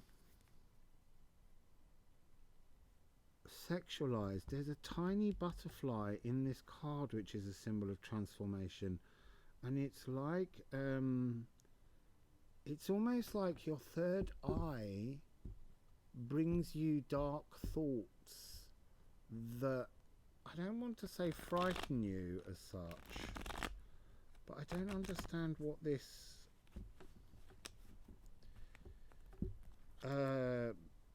it's like you're being viewed wrongly. No one's seeing your truth. They're kind of seeing the beast. There's something to do with appearance. There's something to do with a discomfort around appearance. I'm just seeing if I channeled anything on that. It's something to do with like a low self-esteem, Sagittarius. It's almost like you're tarnished with the brush of half human, half beast, and yet we all are. That's the whole point. We're all animal and human, because humans are an animal. So can we have just a little bit of clarification on this aligning of the universe card? Yeah, we've got the devil frequency, but there's something about this trapping you. It's the barbarian frequency. I want to say that even you believe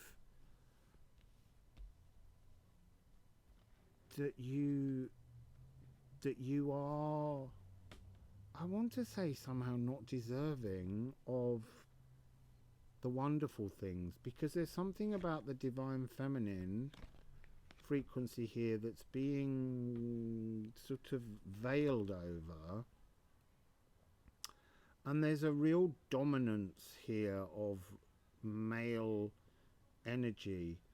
But the goat's always a very interesting creature, because a goat is very nimble, is very beautiful, and it's, you know, it's got that sort of equine sense of four legs, but it can get up a mountainside. A goat can consume anything it wants to. It will eat everything. A goat can provide nourishment through its milk. A goat provides wool. There's something that it's almost like you can't see your own beauty.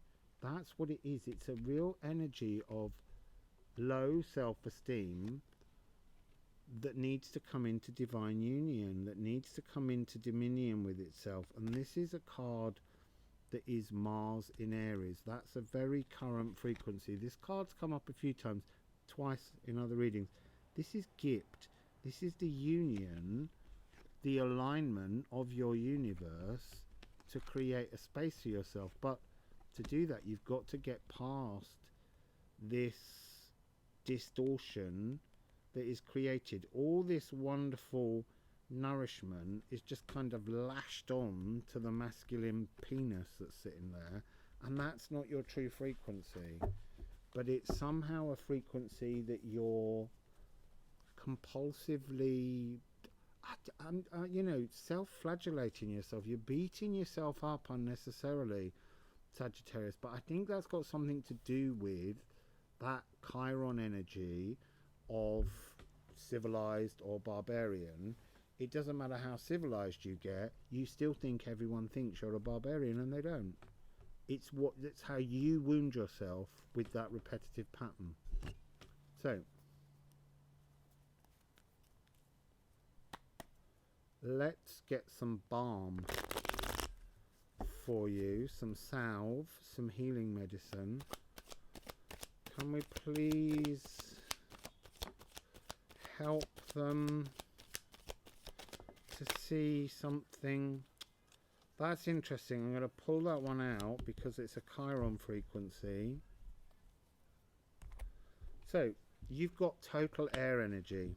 So this is very much an earth frequency. And we're moving into air. So you've got the 7. You have to walk away from the old thoughts. You have to take with you the energies of things that should belong to you, that you can't see as your goat frequency. You know, your giving of wool, your giving of milk, the gifts that you have to offer to others. You have to leave behind the markers, so that this is the frequency of the lunar eclipse, which is in your sign.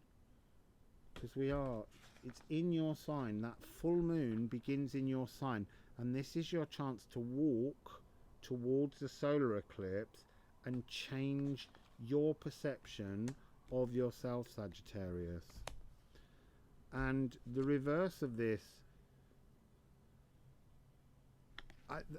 it's telling me stop looking backwards, stop looking at the past, and it's like you go out and you look back and you think they were talking about me. It's like a self-punishment, and it's not there, but that's your wound. It's believing that you're being gossiped about, talked about, not loved properly. I just want to say it's just reached 32:32. No, 23:23. I don't know how I read that as a mirror, but that's what you need to do, is step away from the bad reflection you've created of yourself.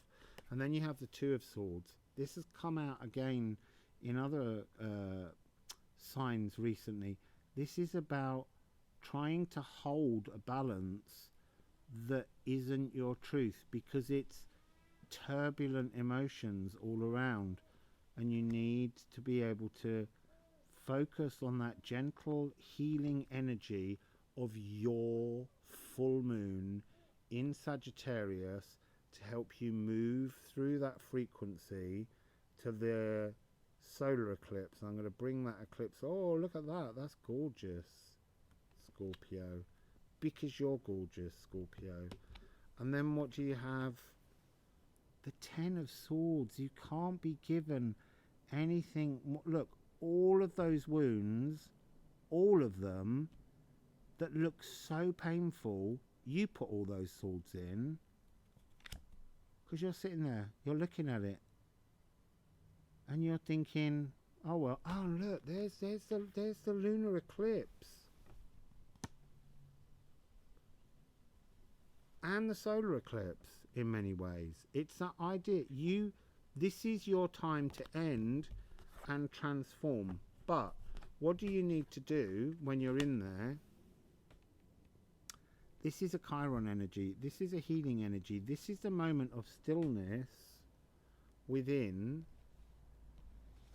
to align your universe and see all the soot and the darkness so that you can re-emerge fiery with the sun on that solar eclipse.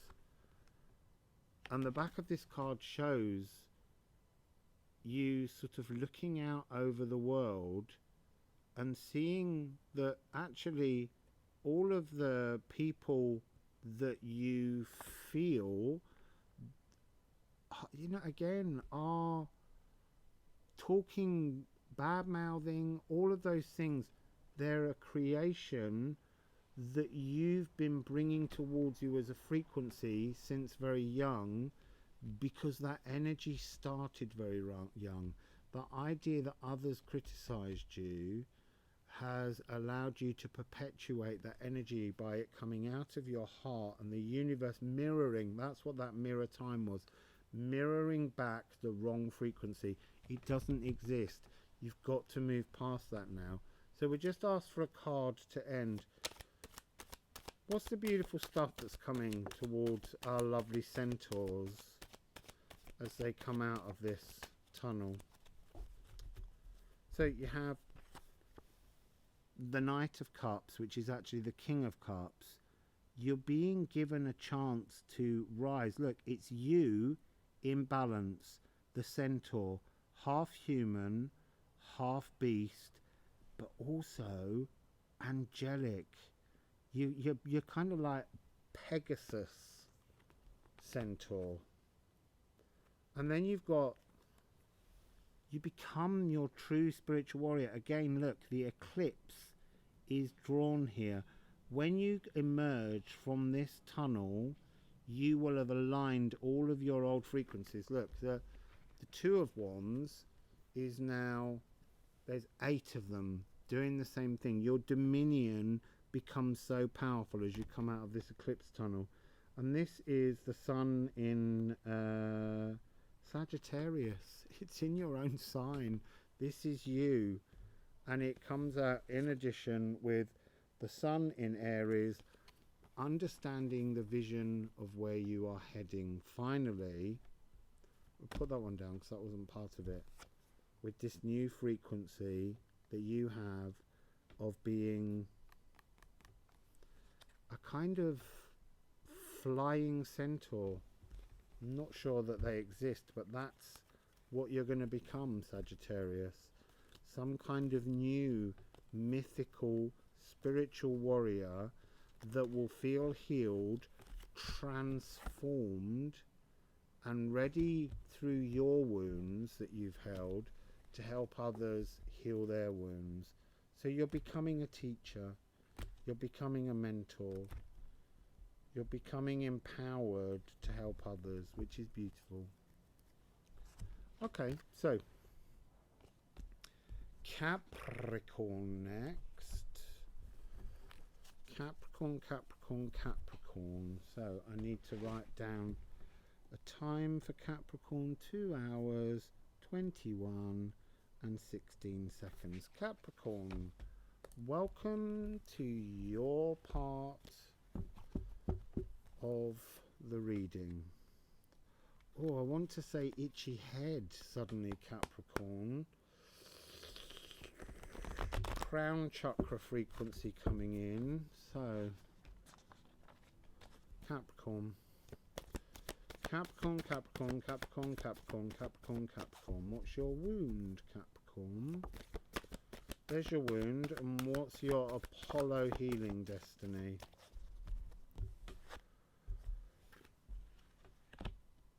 Oh, they're difficult.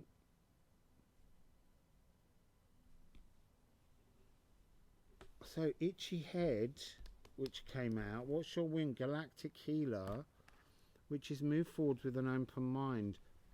But that's that energy of crown chakra. But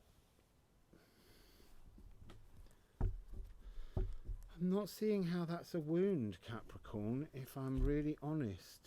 And where are you heading? Angelic assistance.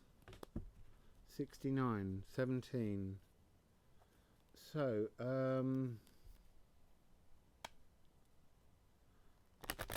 need you to explain this wound, please. Please explain this Capricorn wound. Please explain this Capricorn wound.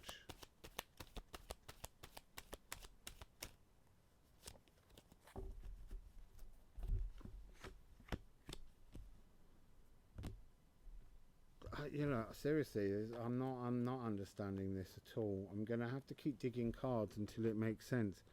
What is your wound to have everything and to be cosmically connected as a galactic healer? I mean, I'm not seeing how that's a wound, other than it's an energy that you just can't work with, but that doesn't feel wounding. Why is this a wound? Why is this a wound, please?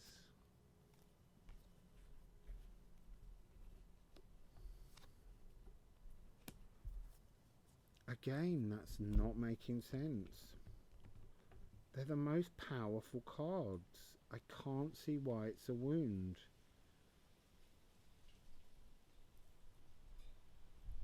Oh, you see, I just had to settle on the notion of Capricorn. That's interesting. So you also have the Aeon and the Knight of Swords. Oh no, the solar eclipse has just gone out. The wind's knocked out the solar eclipse in Capricorn's moment. We've got to get that back on. So what did they put through my head at that point was, it's like, I keep getting these energies. It's like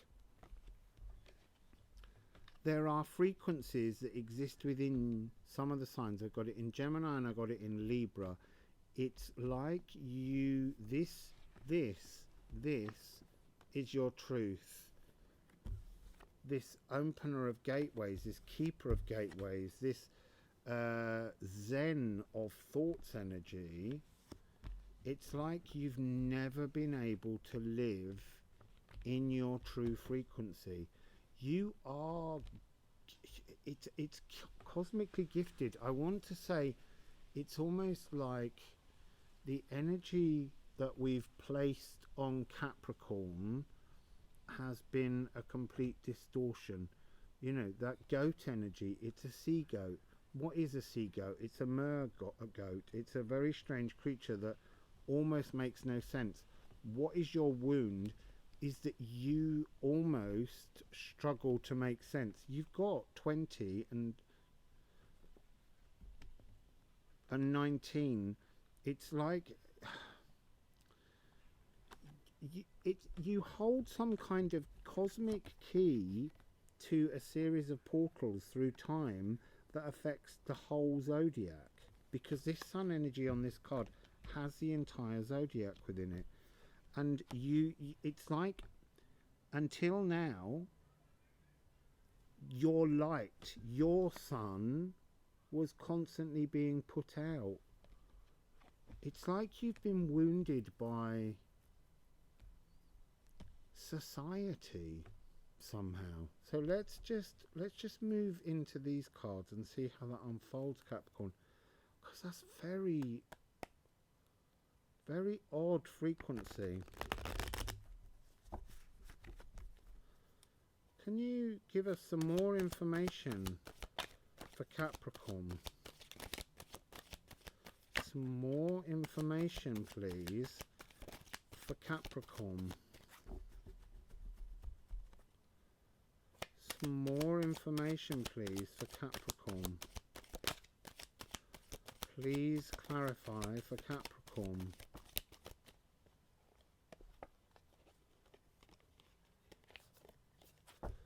So,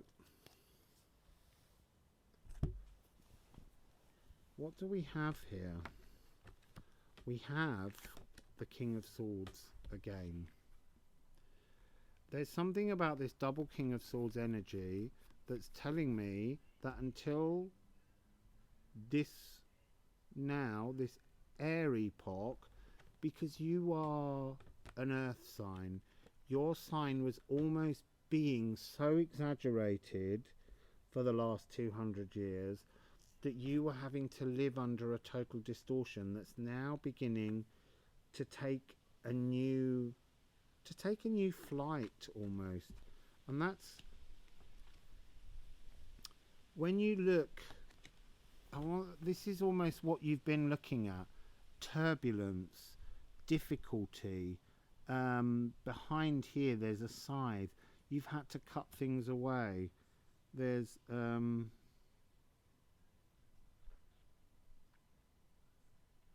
want to say there's almost a sense of just being unable to move forwards, and there's been all this energetic turmoil. Again, that thing of the headaches, feeling that your thoughts are being perceived of as distortions. And then the energy here is this is kind of where you're going. Before it was all the potential, this gatekeeper frequency, this energy. It's almost like you are because this card is about Isis, Osiris, and then Horus, the child. So that's very much the frequency of Saturn and Philyra and giving birth, but it's like it opened an energetic cosmic portal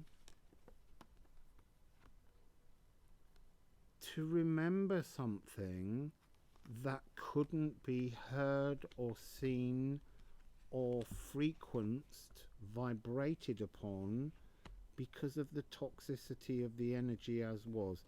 And this is clarity, absolute clarity, that's always been part of your energy, but it just couldn't vibrate into the right frequency. And then what's coming? Six of Cups. It's like a reunion with an energy that you didn't even know was in you, is what I want to say. You've been almost drowning in the complications of emotions, and there's a clarity coming, and it's a very wonderful energy. Because look, if you turn over this card, there is that sense of being shut out, being cast away. It's that energy again of Saturn having no satisfaction for you, and a sense I'm getting here of Philyra just being emotionally drowned by your very presence. And there's something about you coming into, see, I want to say a balance, but it feels like it's pulling together.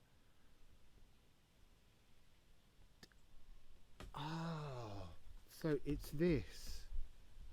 sorry Capricorn, it's really it's very complicated energies, because they're showing it in the most beautiful cards. So this, you have to see this, sorry, this one, as Saturn and Philyra coming together, not in some sort of reconciliation, but how the very act of their union created a new energetic opening that is you as Chiron.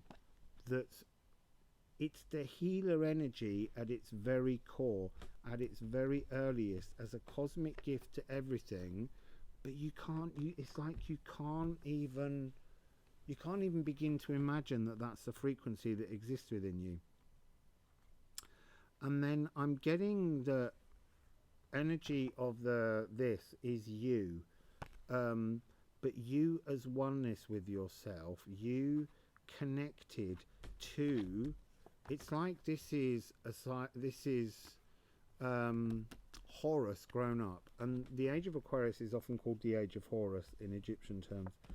But there's something about this that's got being at home with yourself. It's card 69, angelic assistance, but it's like you are that frequency. It's like coming into balance. It's like the energy of everything calms down so much, Capricorn, that your wound is to no longer feel so buzzed up like a steroid.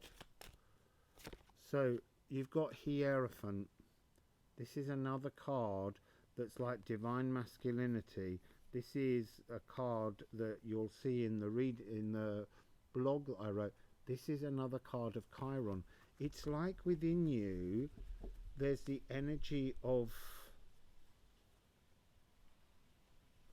not the original primal wound, but the original healing.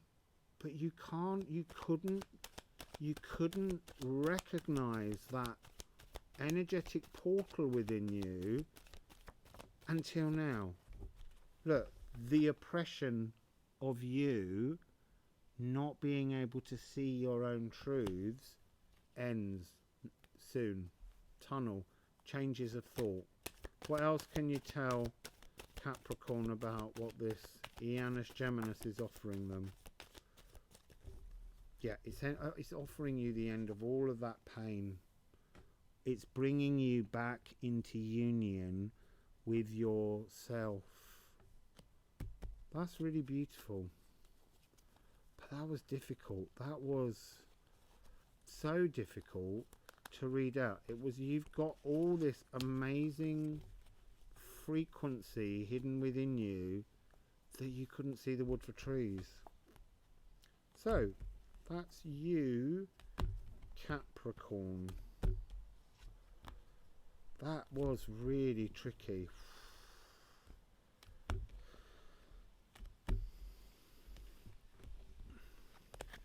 I like those ones though, when they confuse you, because they show there's no sense of a neat formula to any of these pathways that we go on. They're all very different and very varied. So let's move on to Aquarius. So Aquarius, 2 hours, 35 minutes and 34 seconds. Probably 35. So, Aquarius. Let's get on with Aquarius. Not much laughter in these, but these are dark wounds that need to be dealt with. So, Aquarius. Let's get my blanket up. Aquarius. What's the wound for Aquarius? I'm not taking that on because we've already had that as a wound and you're not getting the same wound. So, Aquarius, it was protection. Aquarius. Aquarius. There's your wound. Oh, and there's your Apollo destiny marker. oh, interesting, you've got the same end as Aquarius, as Capricorn just had.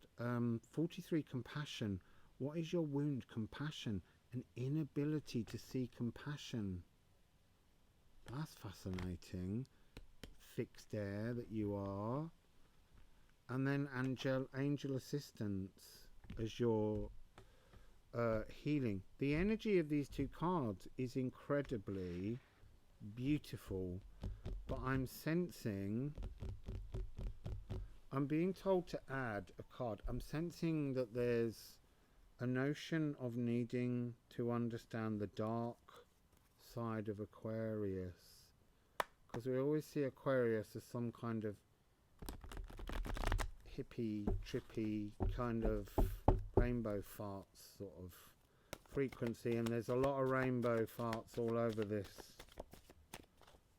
these cards. See there and there, but there's something darker. You can sense it. So what's, oh, you see, it's from the past. I've just had a folding of my ear. The frequency's just gone into a really weird frequency pattern. It folded open and then rang. Like there's something from long ago trying to come in. So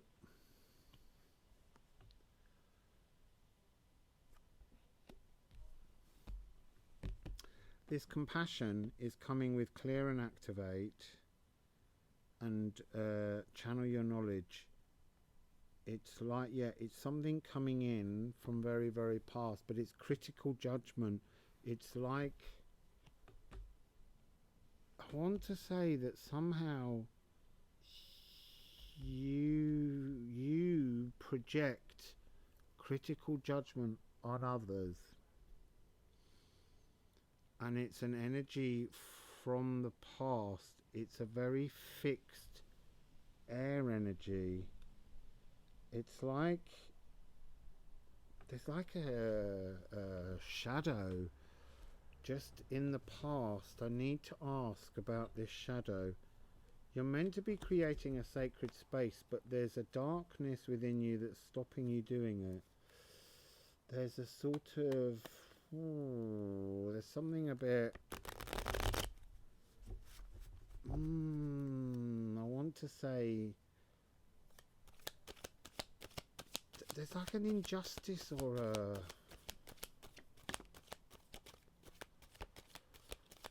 a disappointment, or there's like a divine rage underneath it. And it's like something from the past that's an old frequency.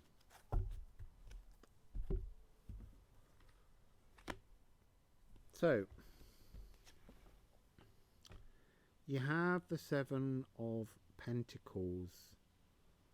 This is a card of, in this deck, of just a disappointment with everything. It's like you've criticized everything that grew on this tree, everything that blossomed, everything that bloomed, that you've stripped the tree bare. And that's, I want to say it's the Yggdrasil tree. It's like you've stripped bare all that was sacred, all that was passion. But why? I just keep glancing across to my channeled information to see if any of that links into it, but it's not. This is, they're just giving me another energy. It doesn't matter which way you turn this. It doesn't matter which way you look at this. Look, you're meant to be Aquarius. You're meant to be this air sign of wonderful flowing energy, and yet there's something about it that's stopping you blooming with any compassion. And the weirdest thing is, as I move these cards around, they kind of, they're joining together. They're creating new shapes and frequencies, and you can move them into other spaces, and they just keep creating some kind of, you know, energetic form that seems to go together, and yet it doesn't at all. It's these two, they've got energies that roll into each other across the card.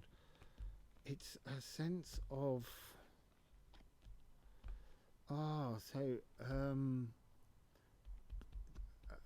like being overly watched or helicoptered, or there's something about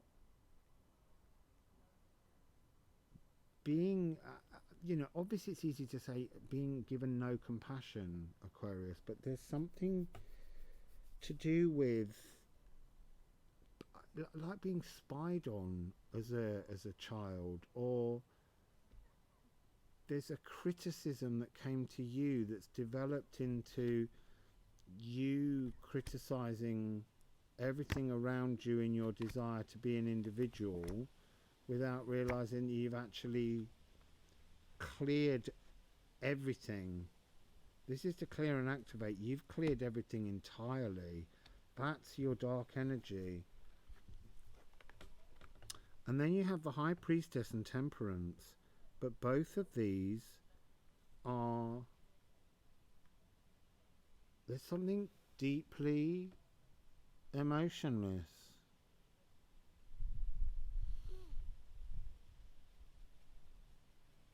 I don't understand.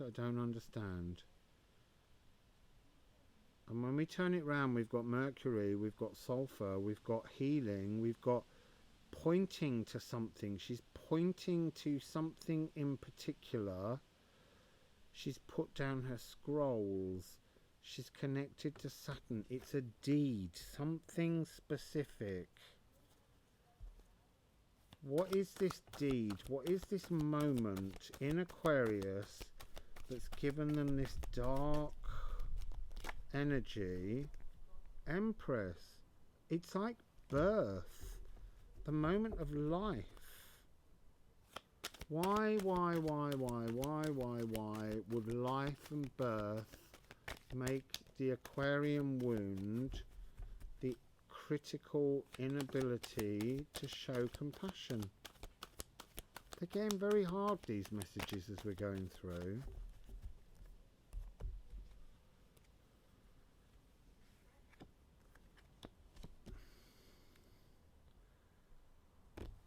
So, the Empress was 3, and now we've got 6 and 3.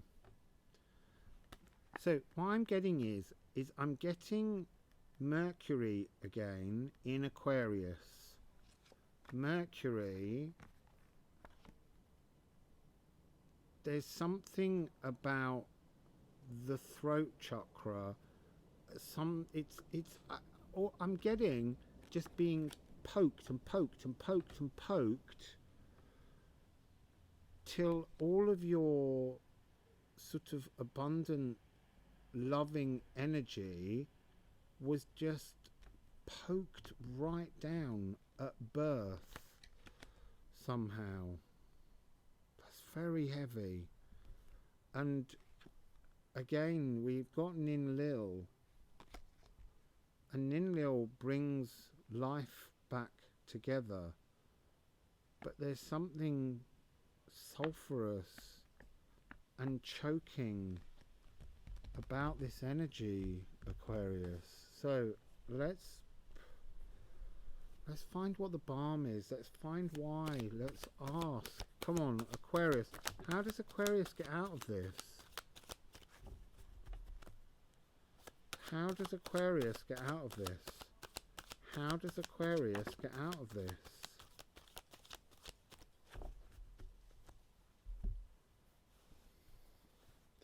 So it started with the Magician, but the Magician was upside down. and he's facing away.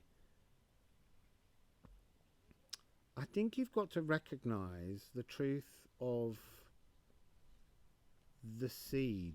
There's something about the frequency of your birth being connected to your male lineage, and like it's almost like you Aquarius are not comfortable with something from your male line, your ancestors, your physicality, and yet this card is drawing me to the fact that you were born to be something so beautiful and flowery. And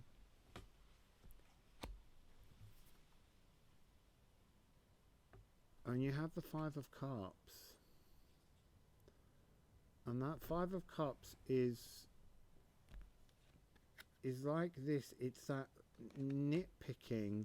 It's almost like the shadows that you have that should really be a bridge to your beauty and your light have knocked over these, have spilled out all of these cups, and inside there's a scorpion.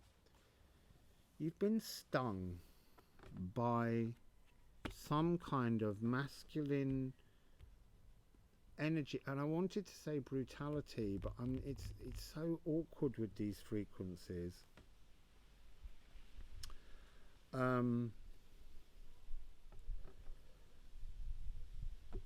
And in order to move forwards, you've got to lift out the wounds. You've got to do it, Aquarius.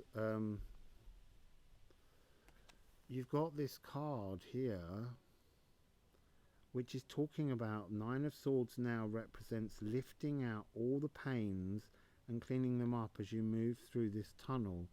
And if you turn this card around, this shadowy, dark energy that is here, and these really do represent something else, is just, you can see that frequency just here. You've got to stop looking at the pattern. So it's something to do with the compulsive repetition at a single moment. I want to say maybe of sort of some kind of humiliation or something that upset you so much, and you're waiting for a change in that, but the change can only come if you create it, because you're being given the card of justice. You know, justice is air energy, it's Libra, it's one of your partner frequencies. You know, this is your time now. We've got the great conjunction is in your sign, and this sword makes the 10th to make the completion and the new beginning. Why angelic assistance? I need to know, because it doesn't feel like there's an outside energy. Why angelic assistance? Why angelic assistance? Why angelic assistance? Why angelic assistance?